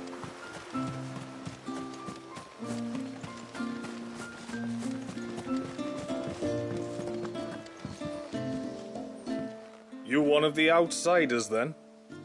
I am. Shula invited me. Are you Manda's father? I am.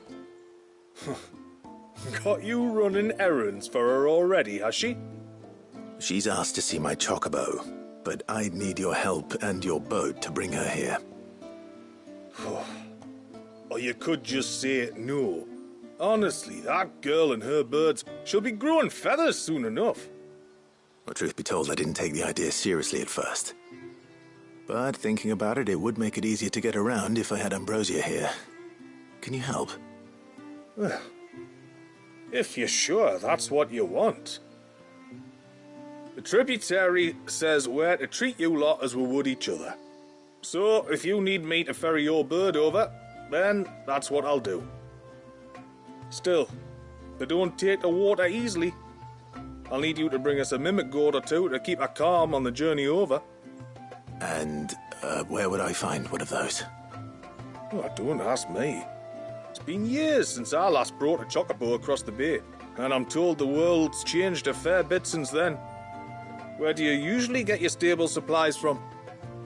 Well, the man who made Ambrosia's tack lived in Martha's Rest, and if I remember correctly, he traded in chocobo feed too. So I suppose I'll go and ask him. I'll be sailing over to Northreach soon to pick up some supplies. While I do that, you collect your bird and your gourd, and then meet me by the shore.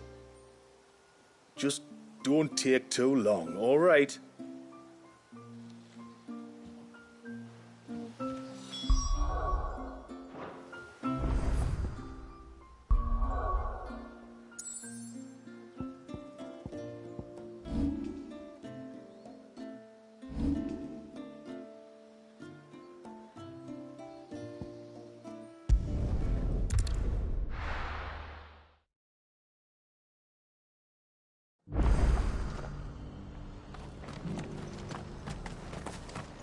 We've got a few rooms going spare now.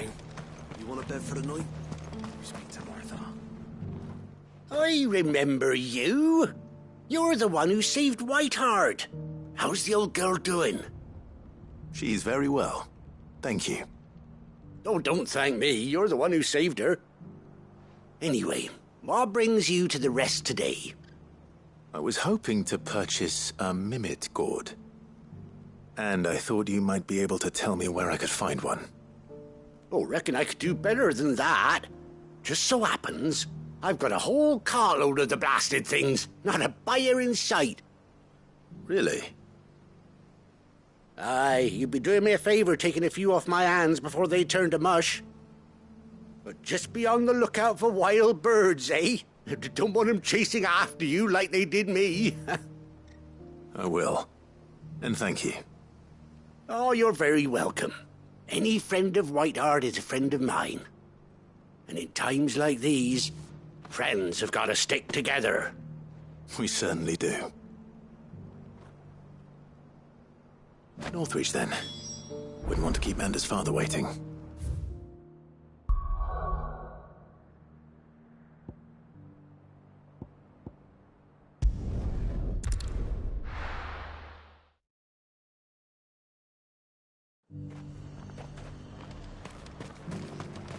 And how might I help the garrison today?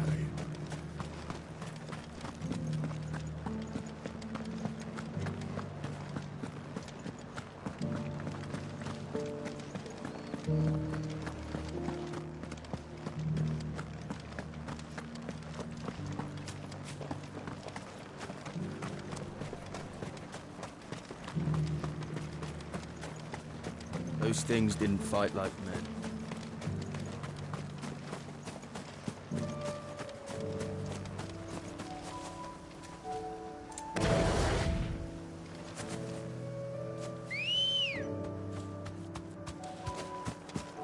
Ready, go?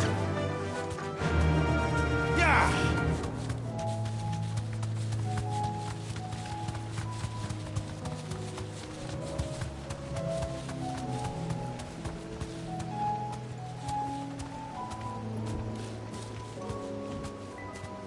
Be safe.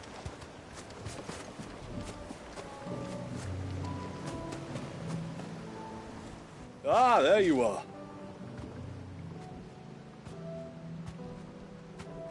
And this must be Ambrosia, was it? Oh, she's a real beauty, isn't she? I have the mimic or two. Here.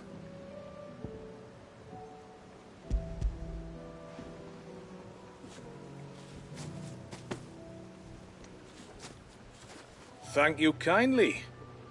Soon as she's gobbled this up, we'll set sail. We're going to take a little trip across the bay now, Ambrosia. Don't worry. You'll be all right.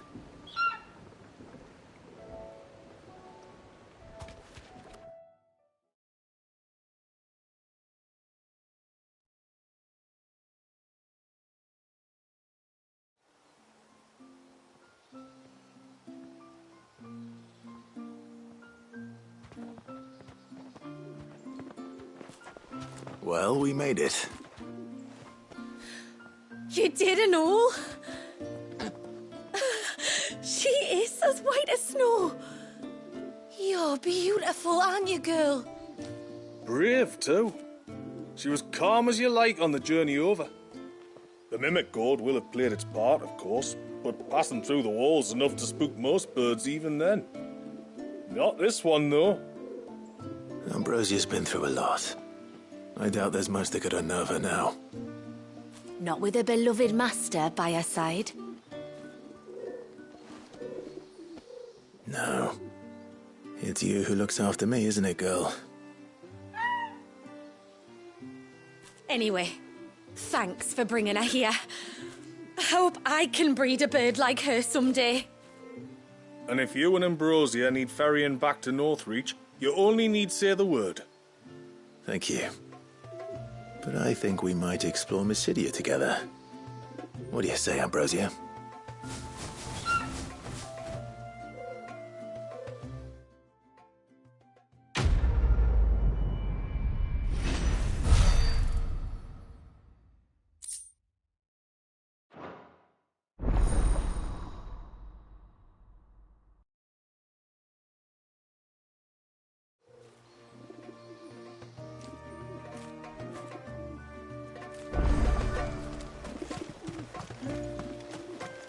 I wish the tributary would teach us how to fight.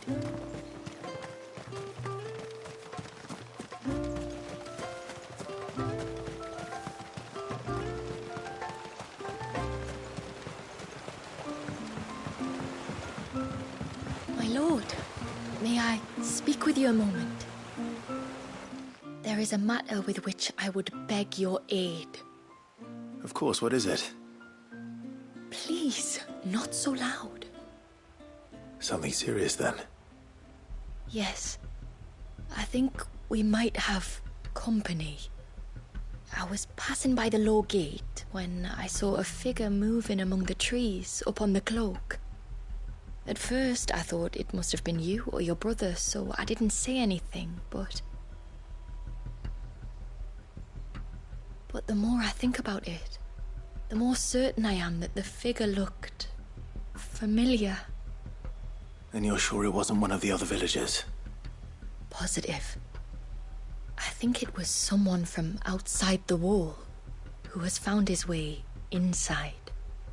Of course, it could just be my imagination playing tricks on me. I only caught a fleeting glimpse, and it might have been you or your brother. But if it is who I think it is, we cannot allow him to leave now that he knows we're here.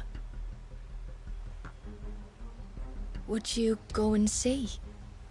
Oh, he won't try to hurt you, believe me. Given what lurks in the forest, the only one likely to get hurt is him. Very well. Whether the man you saw is who you believe him to be or not, we need to know. It may yet be someone else entirely. Someone who means your people, or my people, harm. Perhaps. Just promise me that if you do find someone up there... Don't worry. I won't draw my sword unless I need to. Thank you. Ymilla, this man you saw, might he be the customer you told me of? I fear so. The customer? I'll explain later. Come on.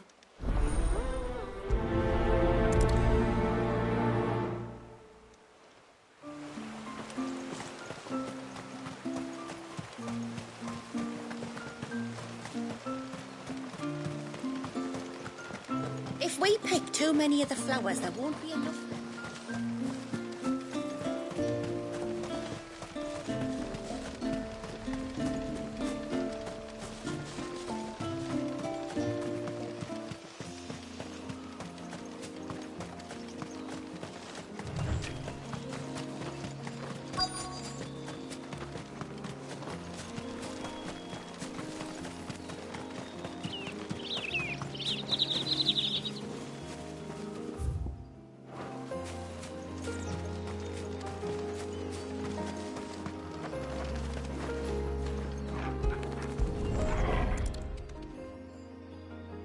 A bottle. Breath of the Arbor. Perfume from Sambrag. Looks expensive, too. Who's there? Stop!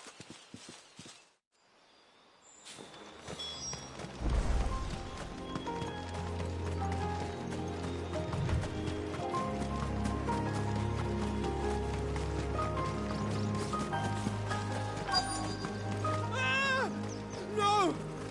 No! Hang on! I'm coming!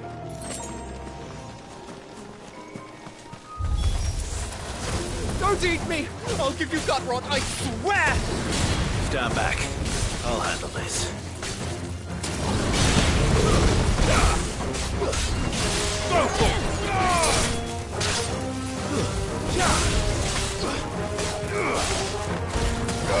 This one.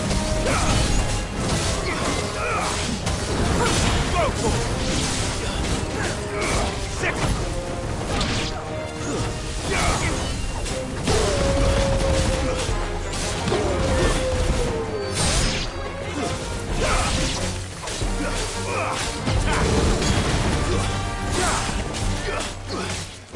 Go for it.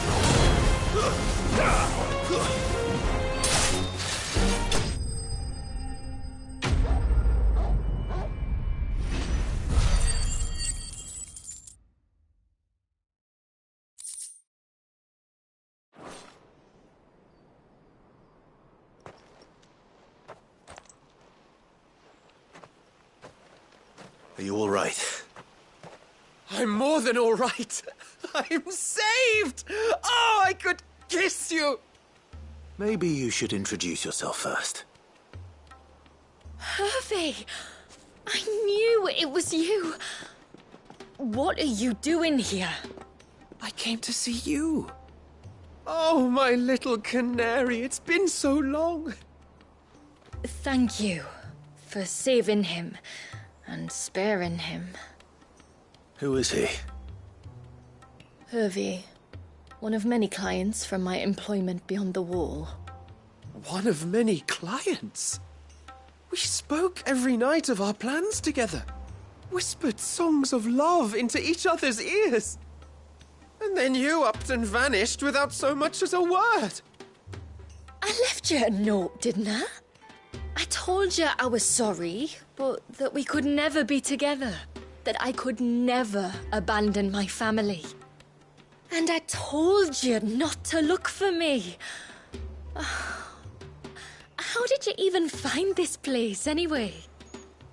The flame of your love was as a beacon in the night that guided me to you. Hervé.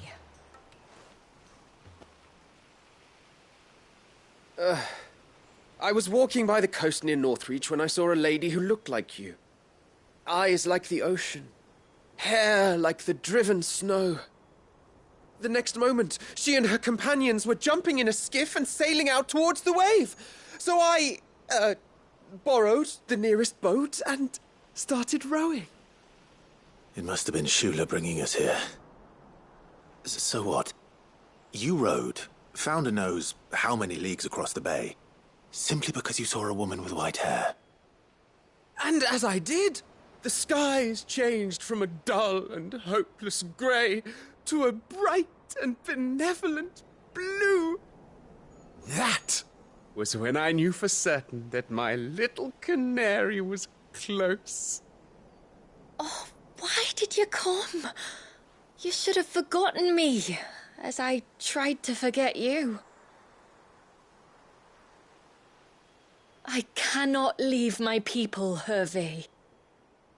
And now that you know about this place, neither can you. We must return to Haven and accept my family's judgment. I'm to meet your family. Oh, my little canary.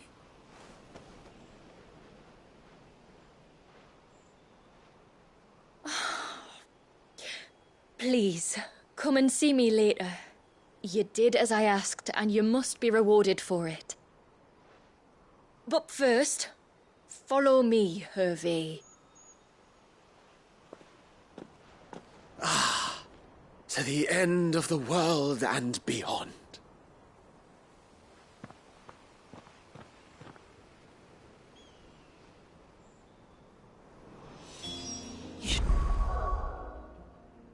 Never have found this place.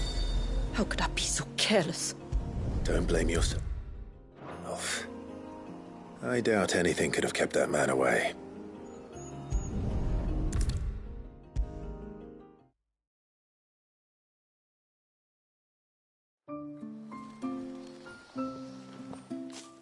Forgive me. There's nothing to forgive. You two met at the Vale, I take it. When I worked there, yes. To earn the coin that my people need to survive. Though Mysidia is our sanctuary, there are certain necessities that it cannot provide. And for that reason, some of us seek employment beyond the wall. Yet few are the opportunities for followers of a strange faith in a strange land. And so you supported your family as best you could? I did. And I have never regretted it for a moment. I found a second family in the Vale, and in the Dame, a second mother. I also found Hervé. But our love could never be. I knew that if I revealed my secret to him, I would be putting my people in danger. But that if I did not, I would be living a lie, unable to return home. What will happen to him now? Since our people settled in Mysidia, uninvited visitors have been few and far between, but not unknown. Explorers, survivors of shipwrecks, none lasted long. I see. That was before my time, you understand. I've never had to make a decision like this before. Ymila, know that I do not blame you for any of this. It was me who decided to make the trip to shore. Me who exposed our secret. This was my mistake, and I shall bear the responsibility. Thank you, tributary. I only beg you to remember that Hervé means us no ill will. He's just a fool. A fool who loves me. I will take that into consideration. But yours is not the only voice I must listen to. The whole family must be consulted, and it may take time for me to arrive at my decision. I hope you understand. Of course, tributary. However long it takes. Come what may, I thank you, my lord, for bringing us back together.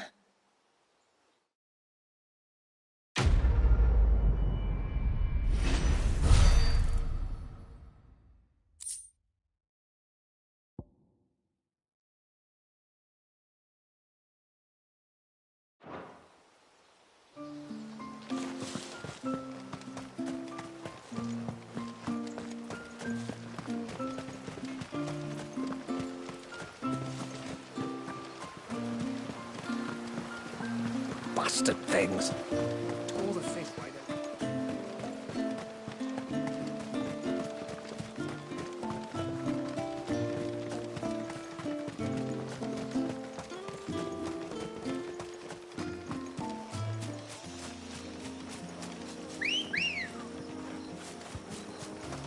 Ready, girl?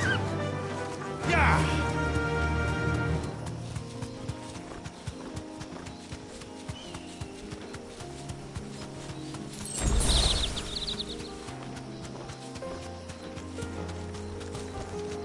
Back to the stables, girl.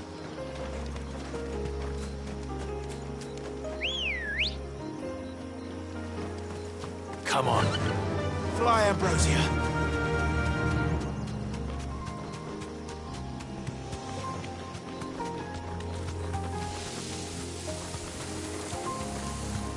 There's a large gate up ahead, and beyond it, a cluster of ancient ruins. The temple, or the Heir of Hours as my people call it, can only be reached by passing through them.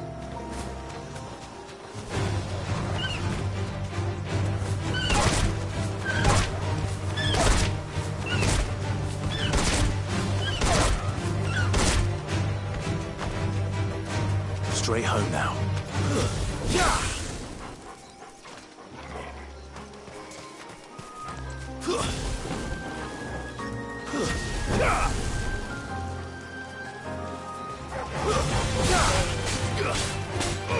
Get him!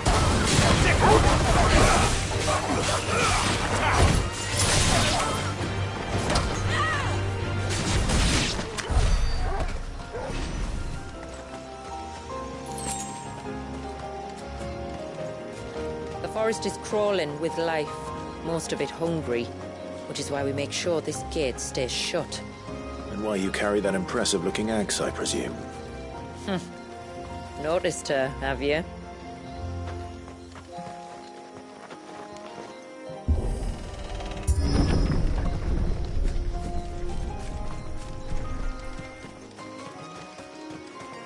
The temple is up there.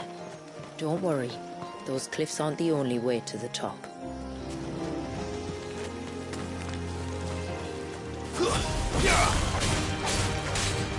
This one.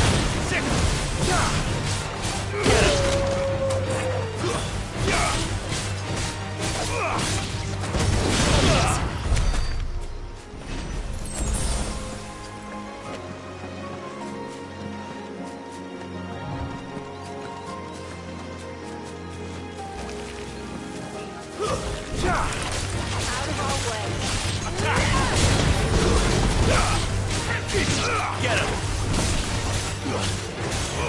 Go for him!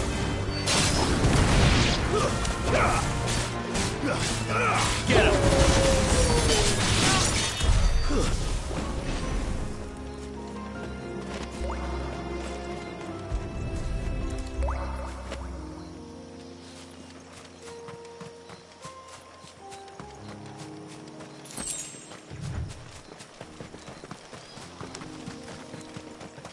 Are these the ruins?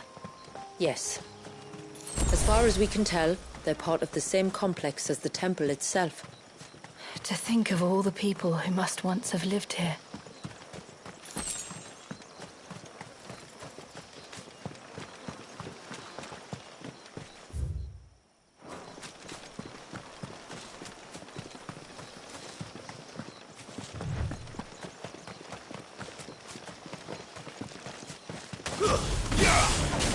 Very well. Go for it! Attack!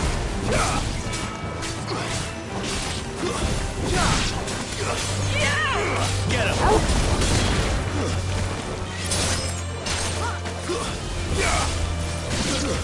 Die!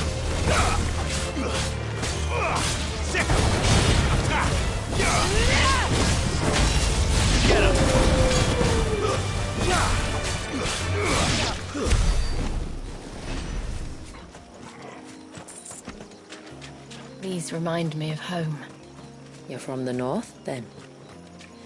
Yes. And no. I see.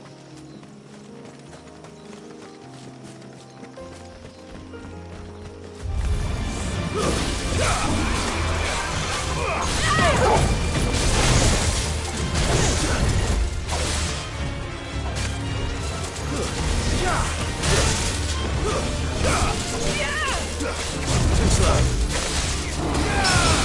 Sickle.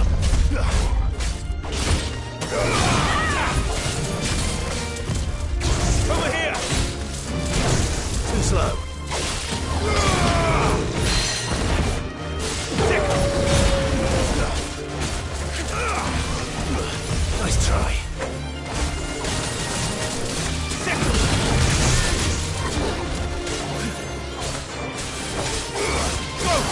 A little rusty, are we? Too slow.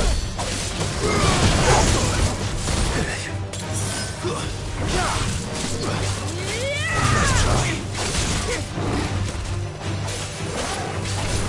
Get him. Go for it.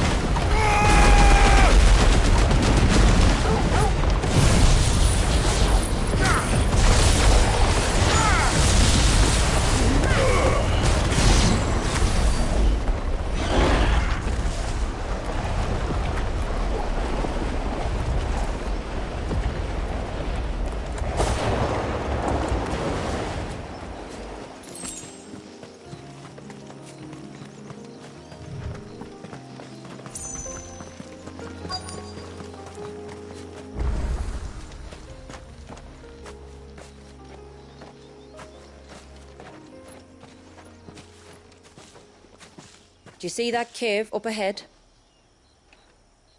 Whoever lived here carved a flight of stairs into the stone within. A way to the top. And whatever it is that awaits us there.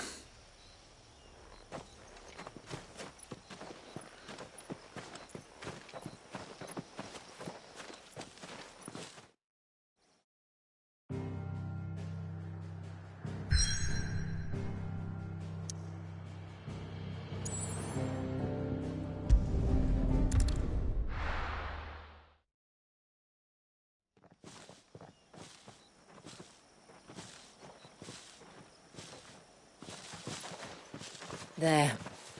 The temple the time forgot.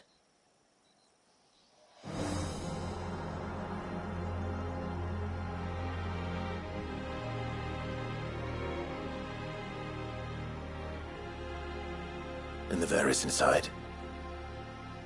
Yes. You can see the spell's path from the nave.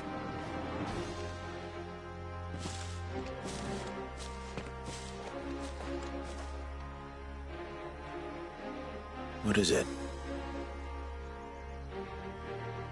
I don't know. It's probably nothing.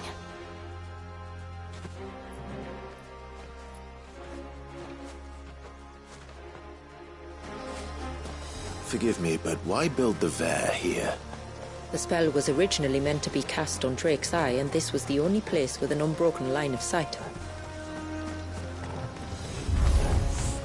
The Tomberries like to think these ruins are their own. And they look none too pleased to see us.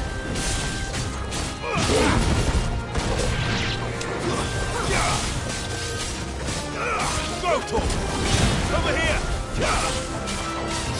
Go, Tor!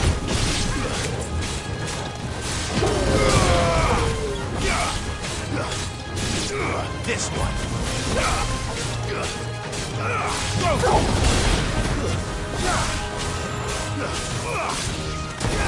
Get him!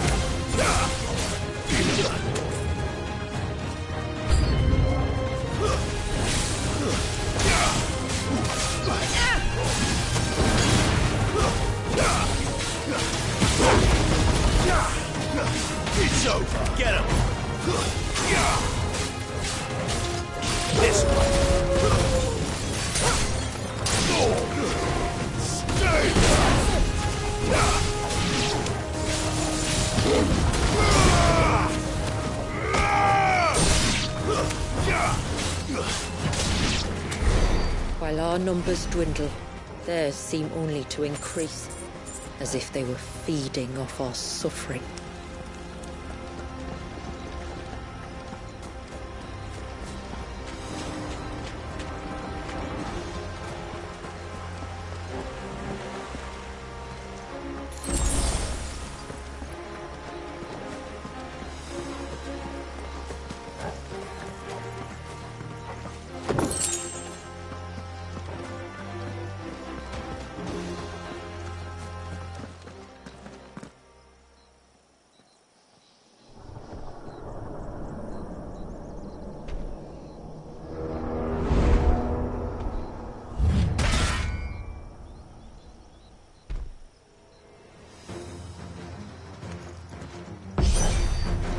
Could this be their leader?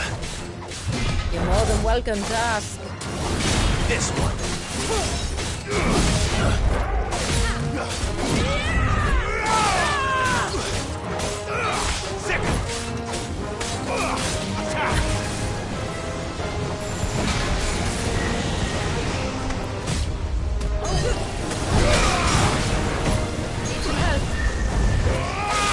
That should do it.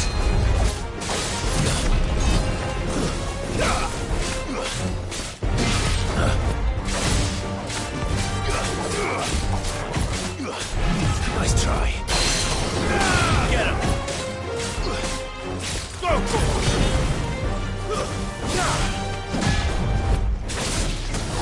This one.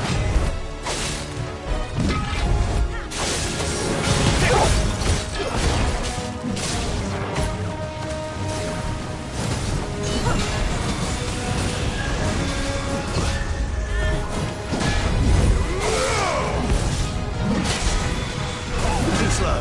That's better. Nice try. This one. Second. Get him. Go for it.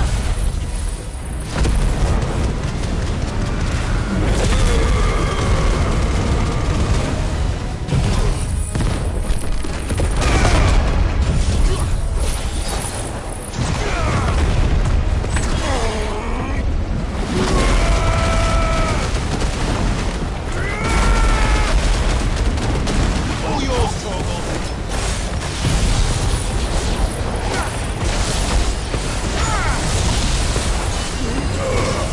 Enough.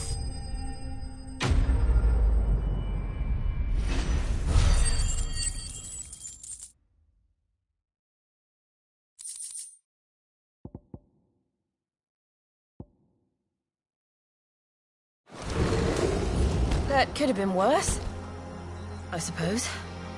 Aye, well, if the forest's taught me anything, it's that there's always something worse.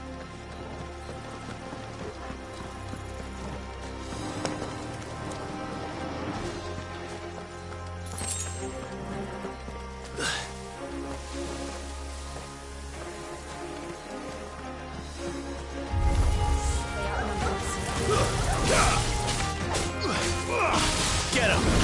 This one.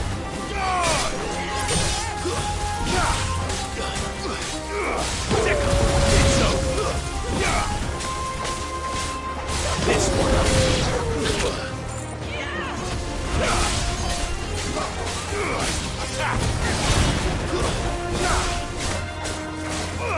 Get him. This one. Sicker.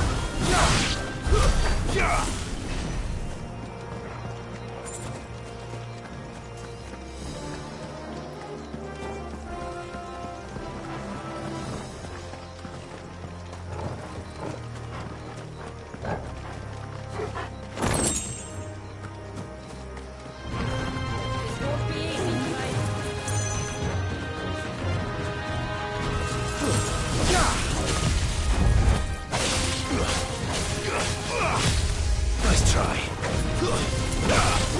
Too slow.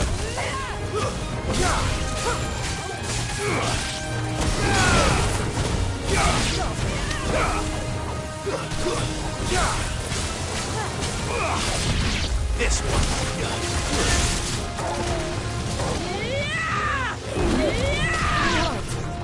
I'll be fine now. Nice try.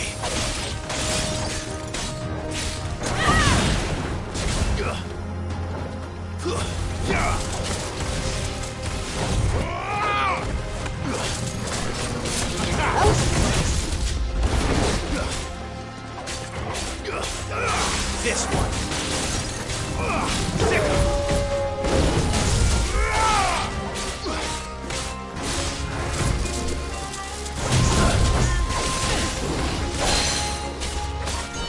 Over here.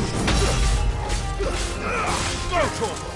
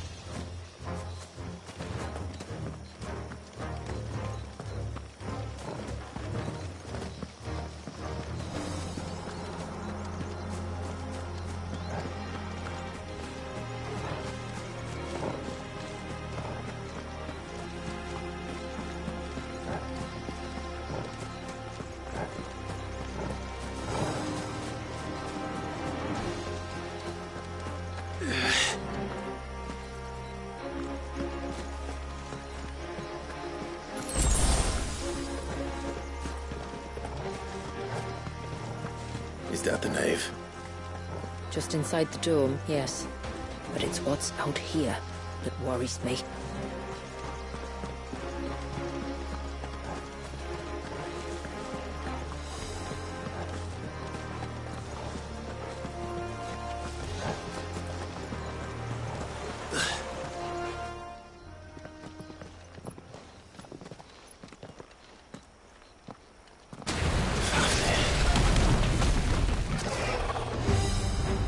There I was thinking they'd all migrated south. The weaker ones did. The weaker ones? Did you hear that, Cid?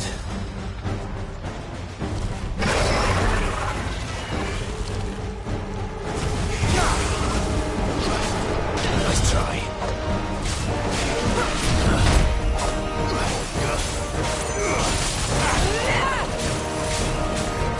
This one.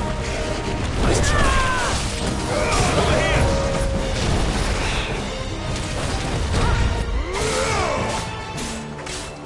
Go for it! Nice try. Get him! Too slow.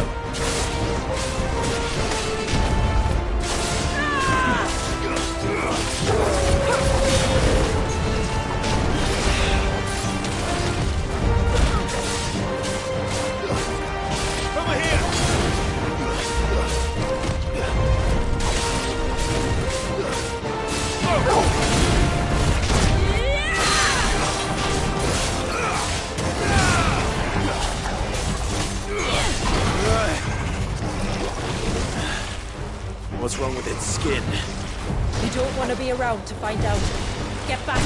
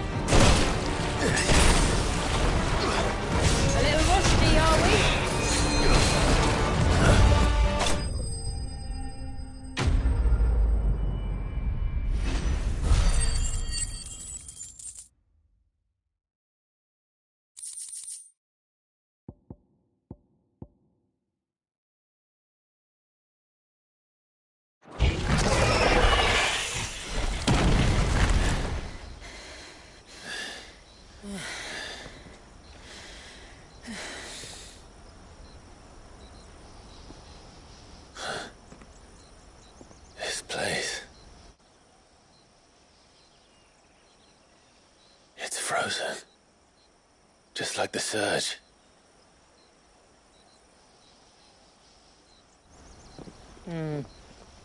Another of my ancestors' sins. Shall we?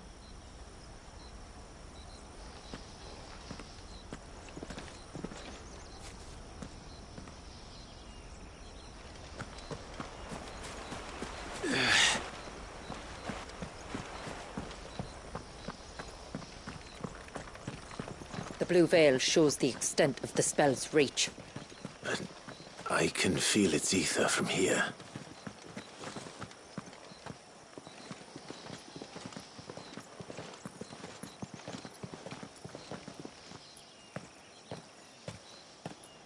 Shula, wait.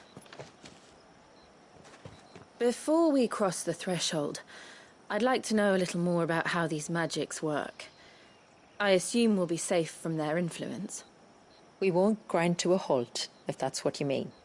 The spell only affects the things that were present at the moment it was cast.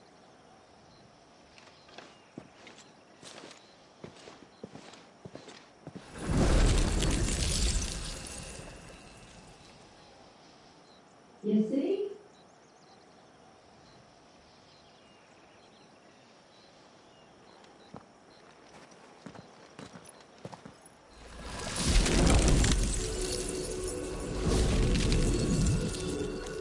But if we can enter, that means other things can as well. Like the ones we saw on the way here. And worse, probably.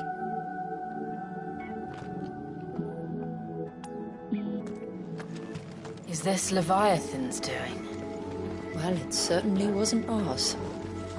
When he realized my ancestors were attempting to cast a spell from here, he made to destroy the temple. And almost did by the looks of it.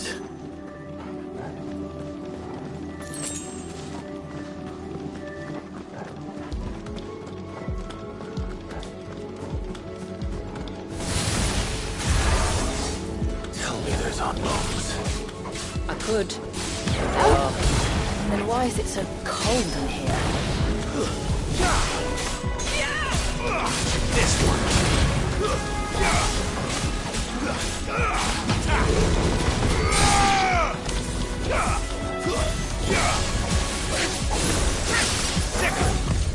Let's try.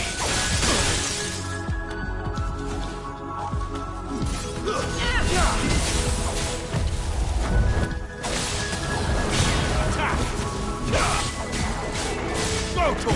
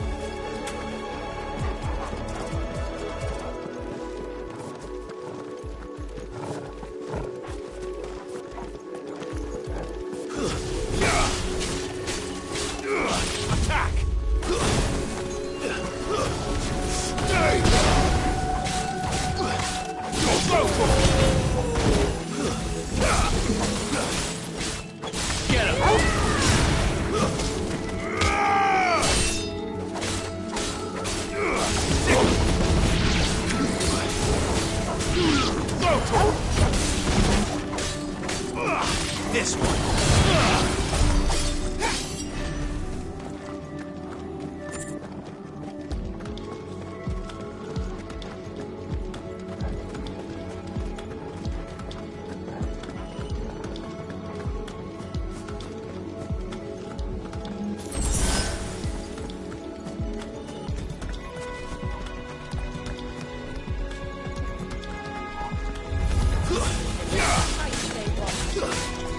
Go for this one. Get him.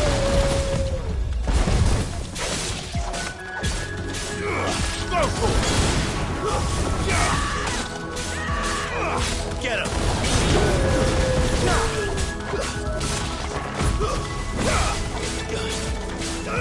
This one.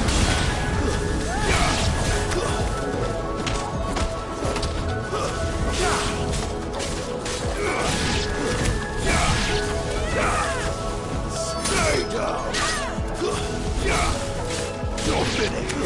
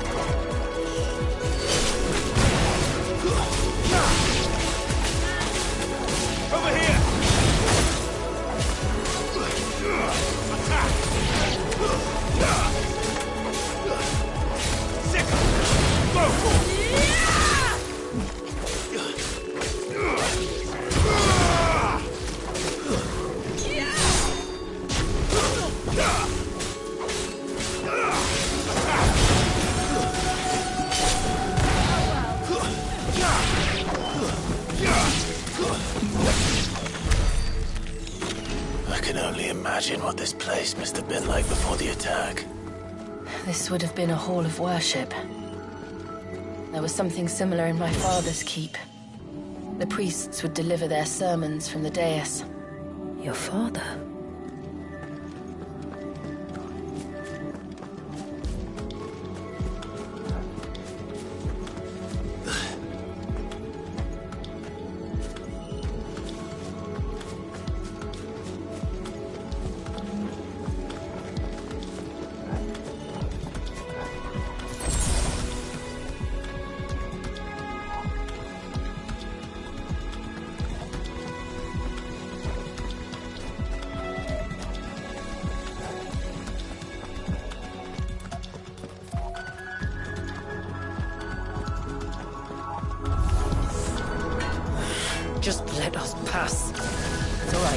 get through this.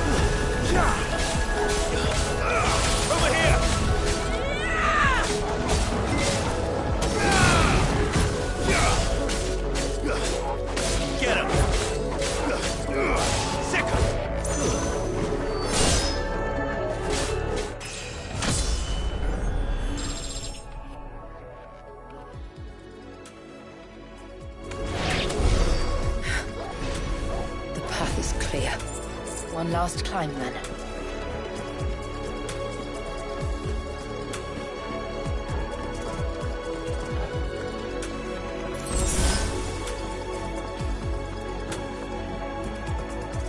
The Fair.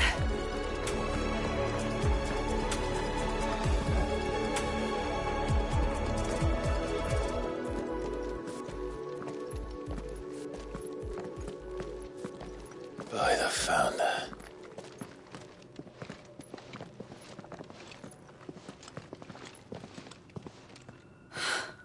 It's just as I thought.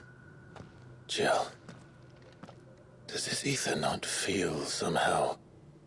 Familiar, yes. I sensed it the moment we arrived, though I wasn't sure until now. You can feel it too, can't you, Clive? She's calling us. You don't mean the witch?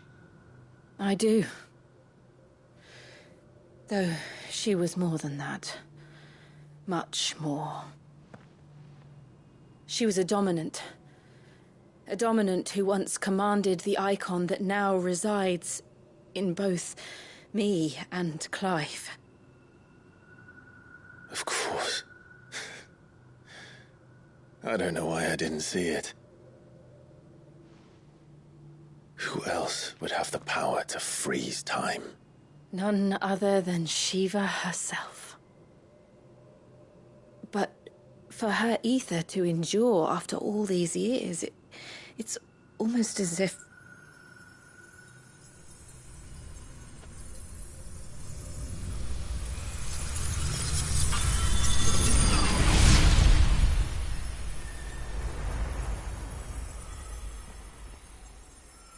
As if she shared it with another, just as Torgal shared in my ice.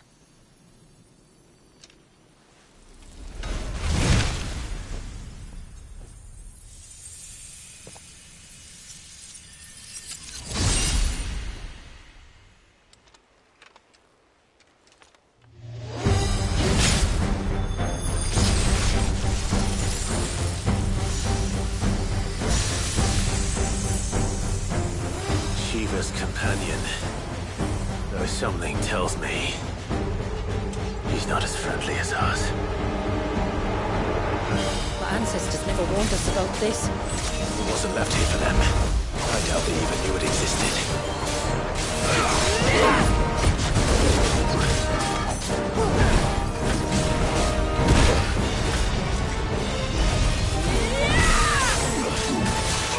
This one!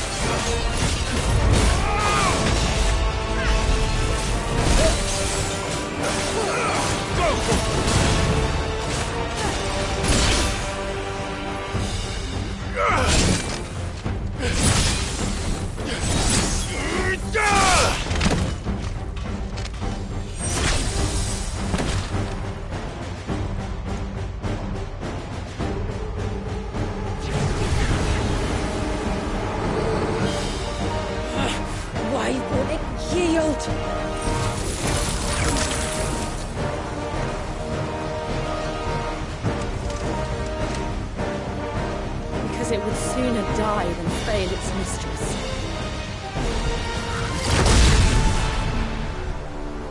Then it leaves us no choice.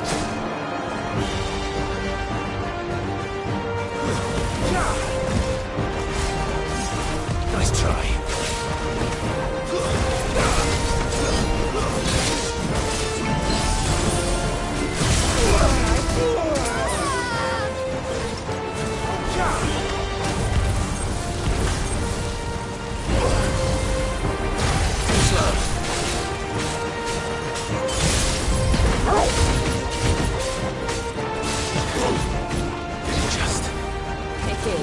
Let's not give it another chance.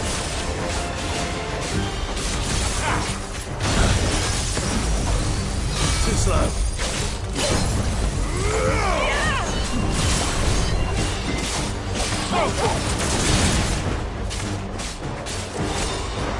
Nice try.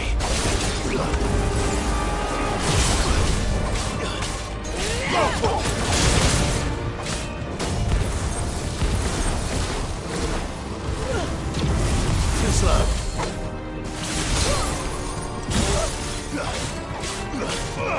This one.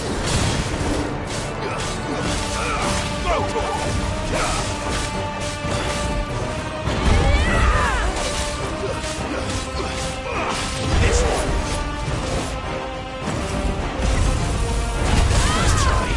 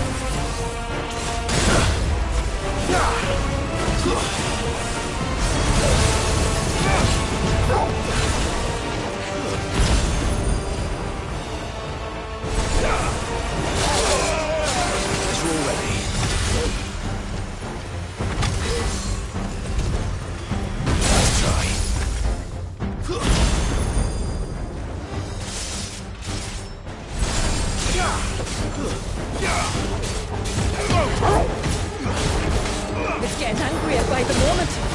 Then we better cut this short.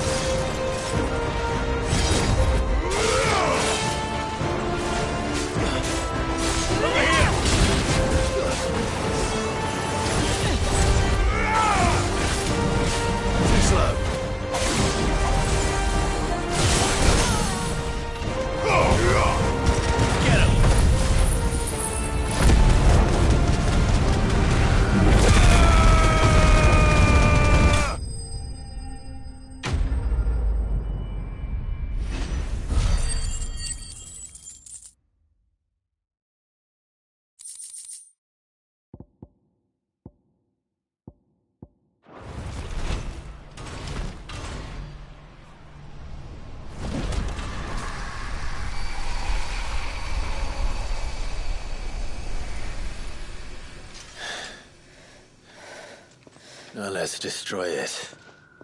And put an end to this. Wait. The spell must be weakened, not undone. Isn't that what we came here for? Did you ever stop to wonder what might happen to the tidal surge if I unraveled the whole spell at once?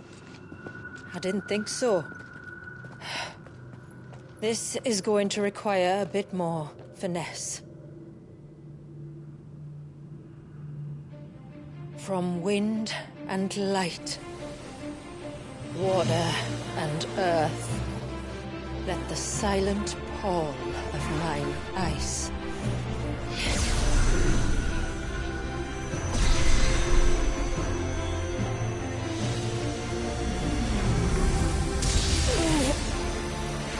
There's too much ether.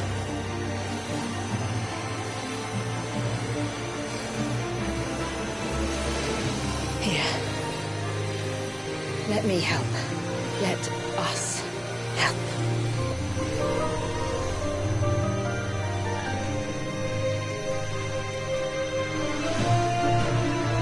Almost.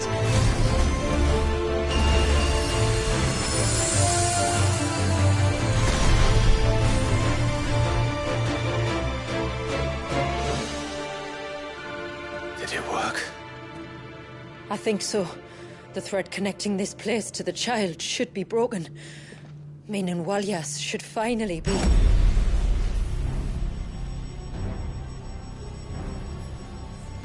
Free once more. Leviathan, our most profaned fragment, its divinity defiled by the hand of man, its spirit shackled by his hubris, till Mythos came, bringing release. Now, let the sins of man be redeemed by the hand of the servant of God.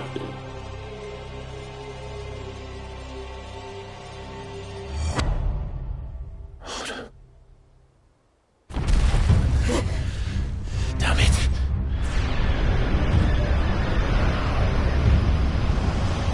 It's happening, isn't it? It is. What is? What's going on? Precisely what we feared. Leviathan is out of control. No.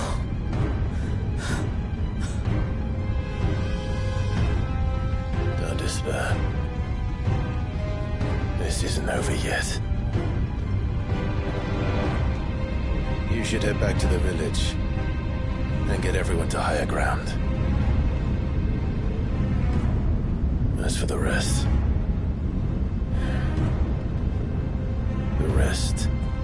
Ifrit will handle.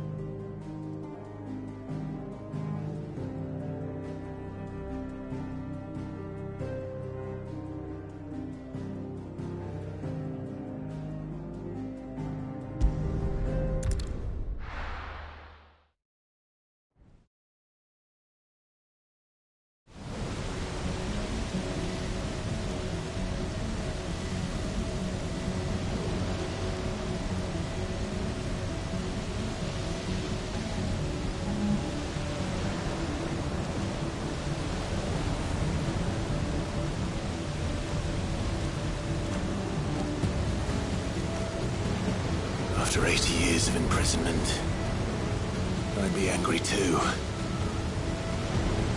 But I can't let it end like this, Walyas. It's time for you to come home.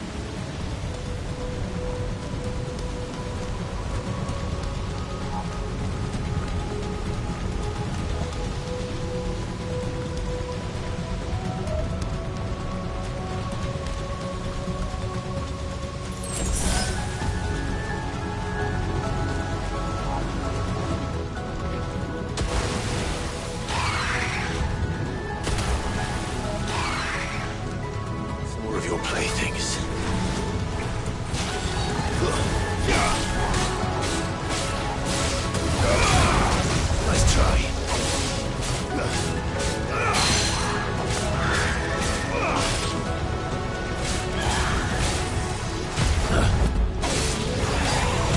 Nice try.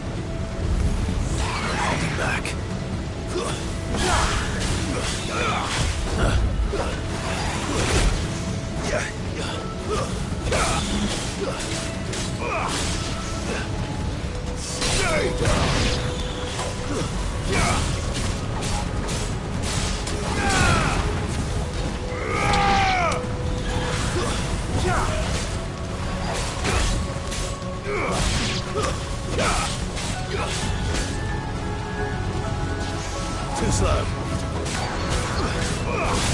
Nice try.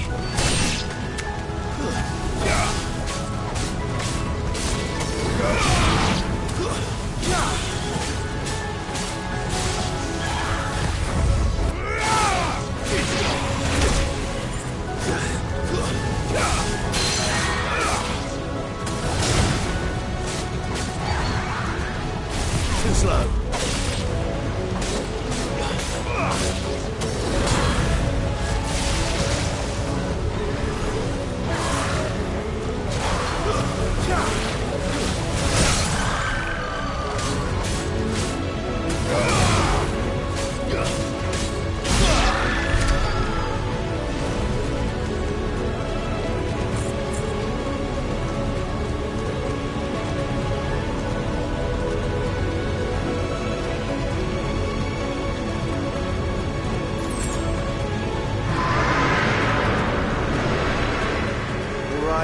All right. I heard you the first time.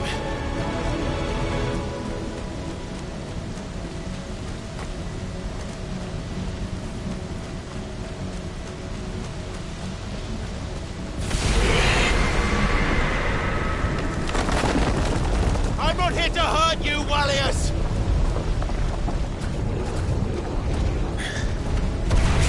Fuck.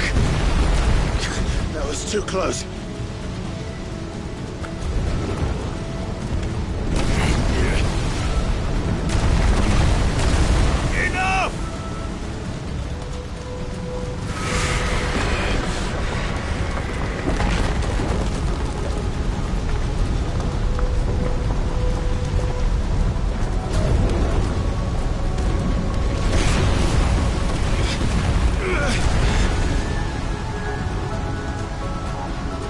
Come on then. No more hiding.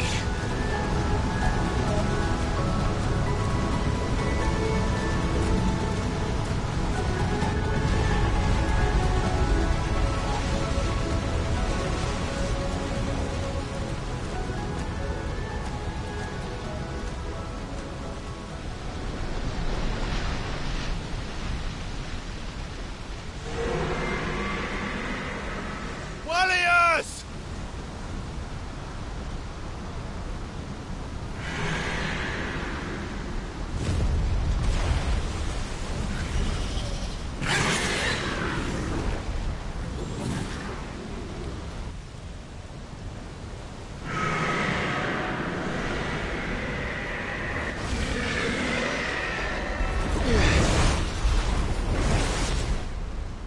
This isn't what I wanted!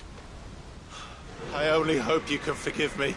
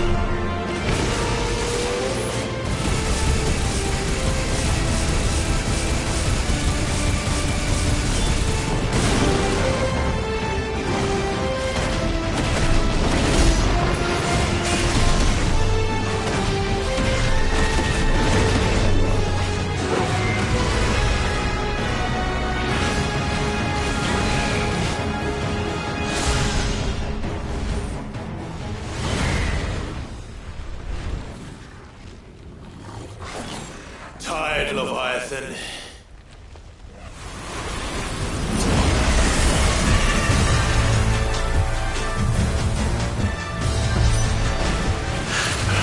Stop this! I'm not here to play!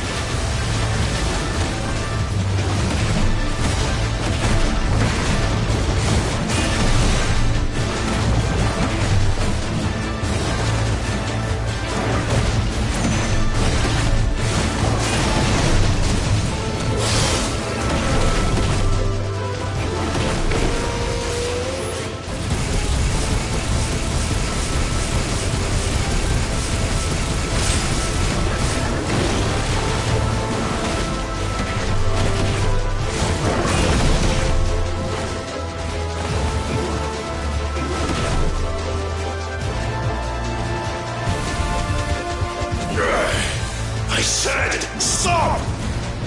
This has gone on long enough!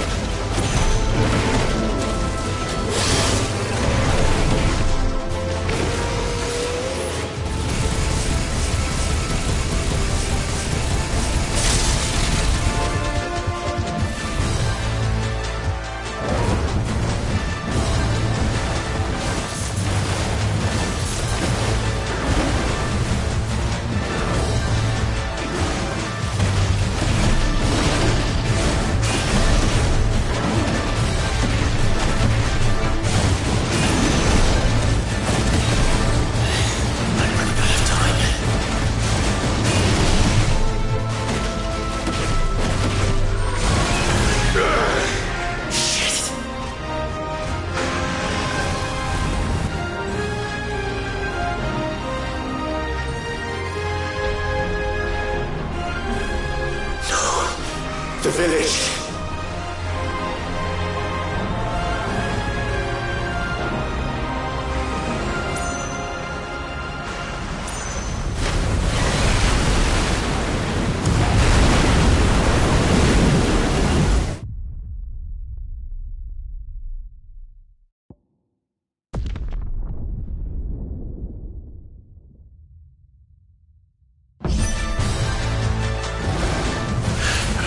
Stop this! I'm not here to play!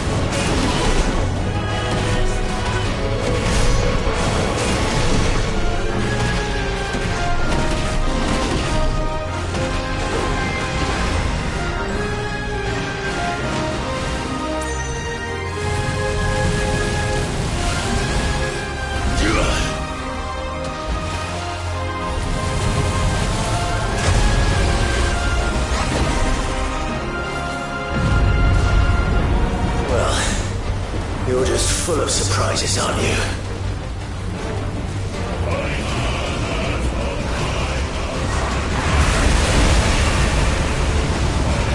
Garuda will be proud.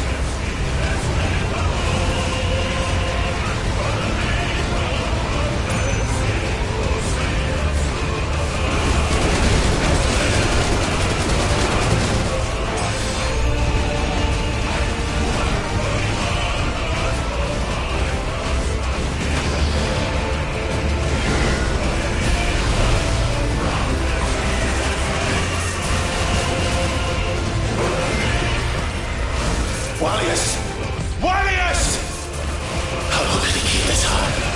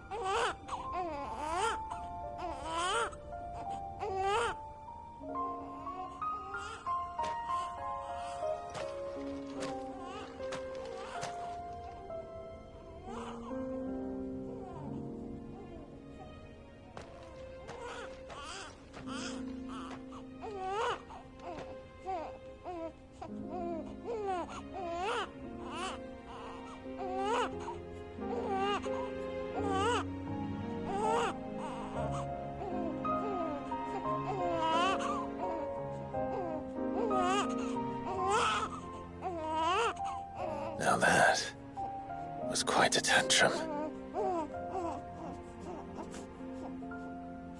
Clive! Where is he?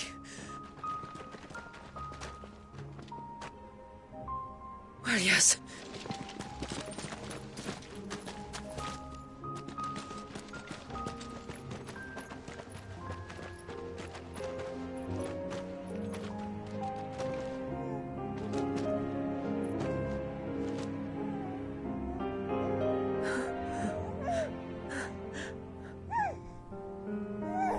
He's adorable.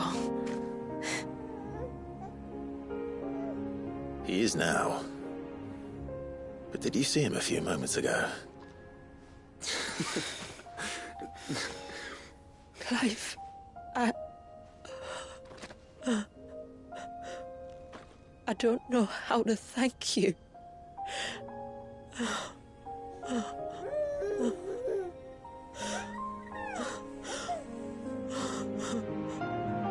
It's all right. We should find him a dry blanket, though. Wouldn't want the little monster catching a cold.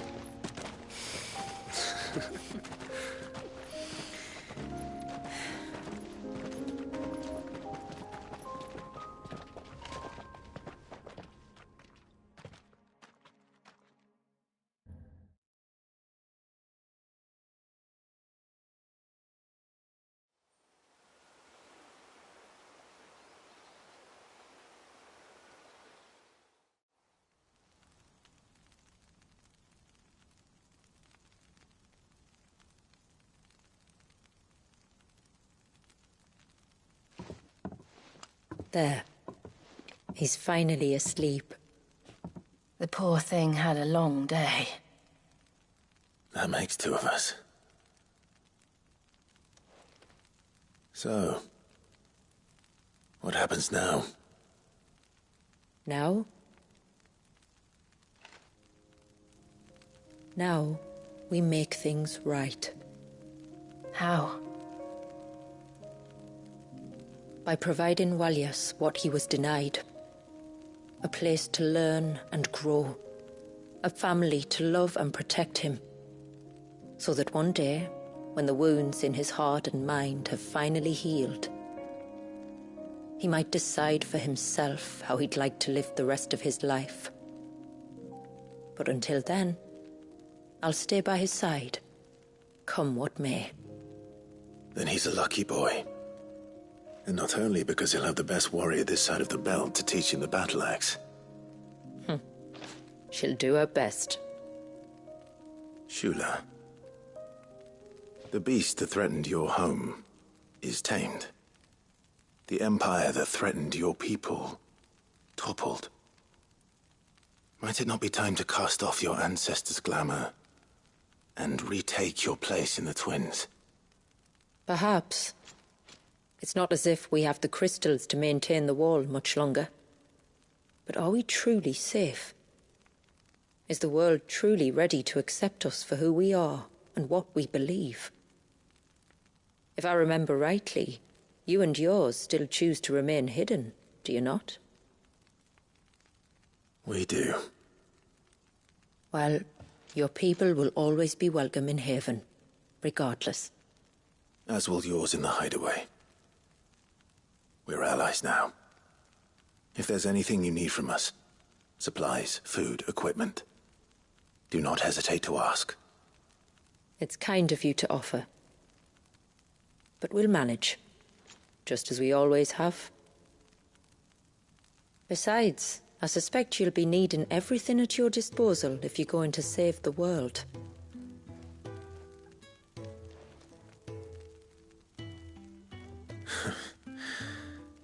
I fear much of it is past saving.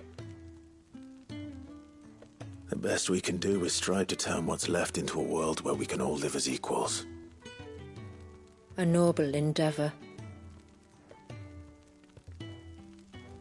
And there'll be a place in this world for us, will there? For Walyas? For everyone. I swear it. Then we shall be waiting. Until the tides bear you back to shore.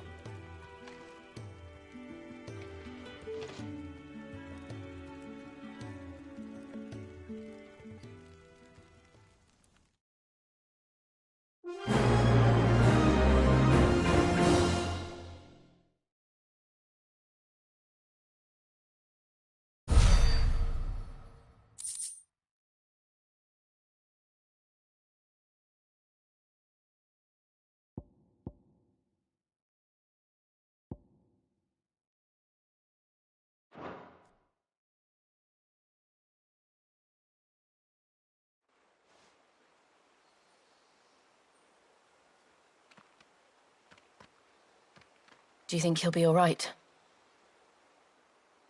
Well, yes. Only time will tell. But I can certainly think of worse places to spend one's childhood. The Moats of Water are a fine people, and they will take good care of him. Up by the Vare, Ultima spoke to me. He called Leviathan his most profaned fragment, and told me to redeem the sins that had laid him low. Is that so? The sins of Wallius's ancestors were grave indeed. To force him to prime at so tender an age. And to freeze him in time, that he might never know what it was to live. Yet I doubt either of those crimes was the source of Ultima's displeasure. It was that the Icon's power had been put to another purpose than the one he intended. To him, Leviathan must have seemed an aberration. Could that be why Ultima made no attempt to lead me to him? The fear that this profaned fragment might corrupt his vessel somehow. Perhaps. Or perhaps he simply deemed Leviathan surplus to requirements. Having concluded that his vessel might be made to serve his purposes without the full sum of his power. His purposes? There's no escaping them. Even here. Hidden away in Mysidia, the blessing of the crystals proved nothing but a prison. A prison into which Wallius was born, and from which freedom is hard won. If the world doesn't change, if we don't change it, he'll end up suffering the same fate as every dominant who came before him. Then we must change it. That we must. And we shall.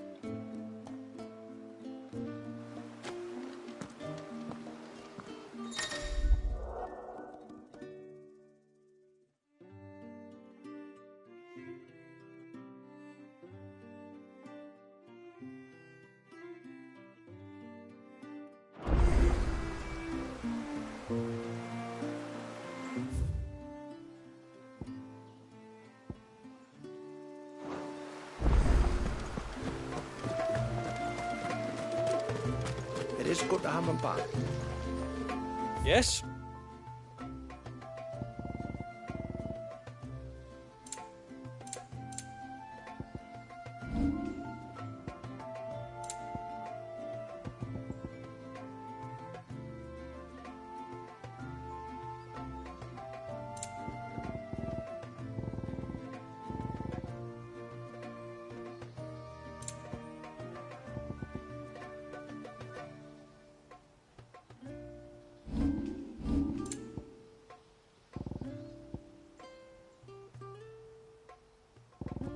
A good tide to you.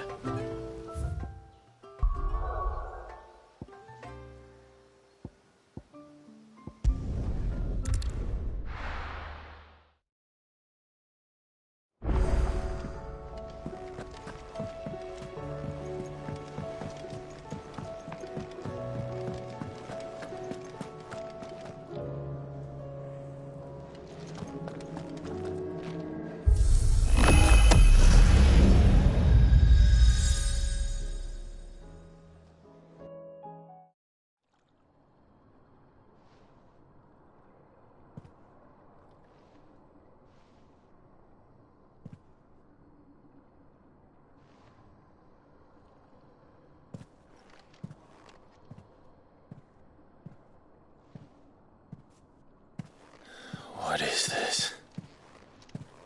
Muthos.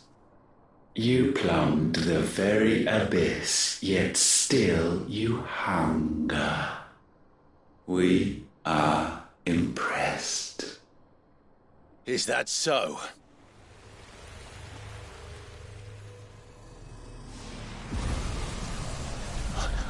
Not again.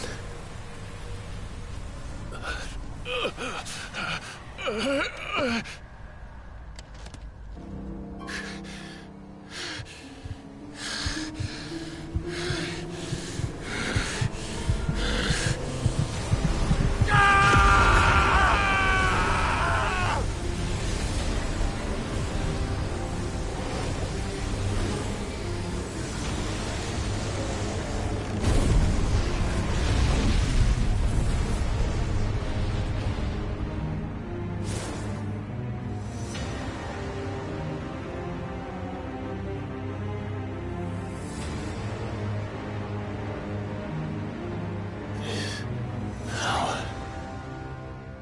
is ours, and now it is yours.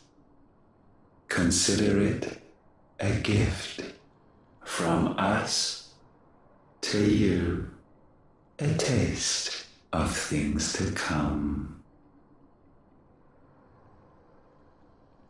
You still think I'm going to be your vessel?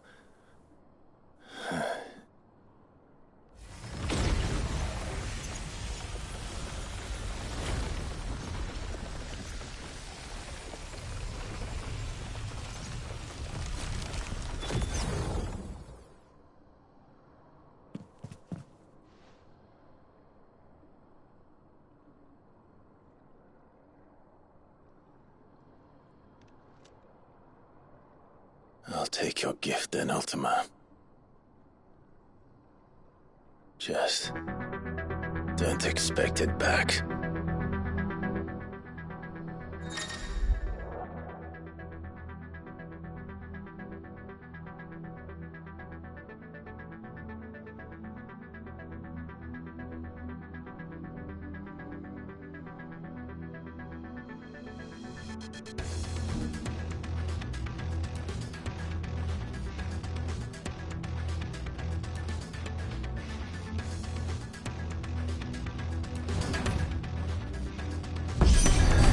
You hear me? I will never be yours!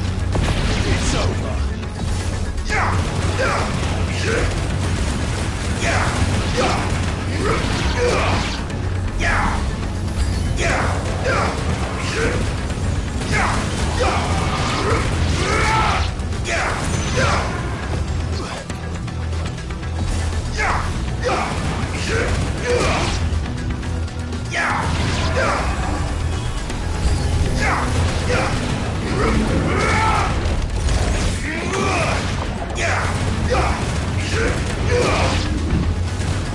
Let's try.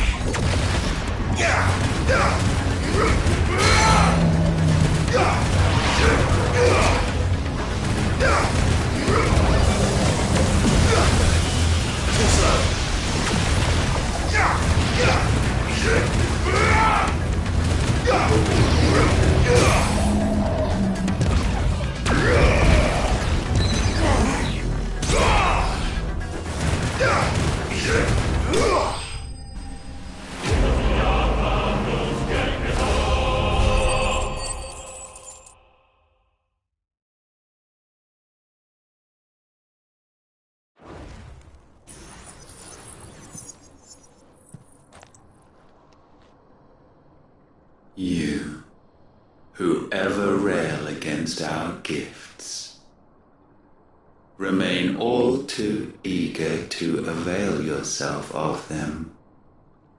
Perhaps you require more time to reflect.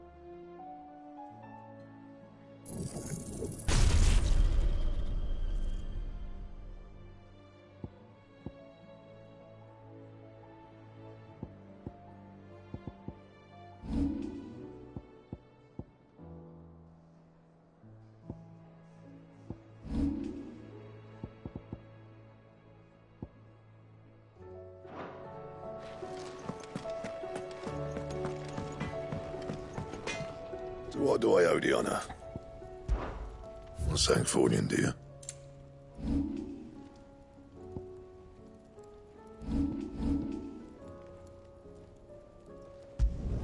Not my best work, but it'll do.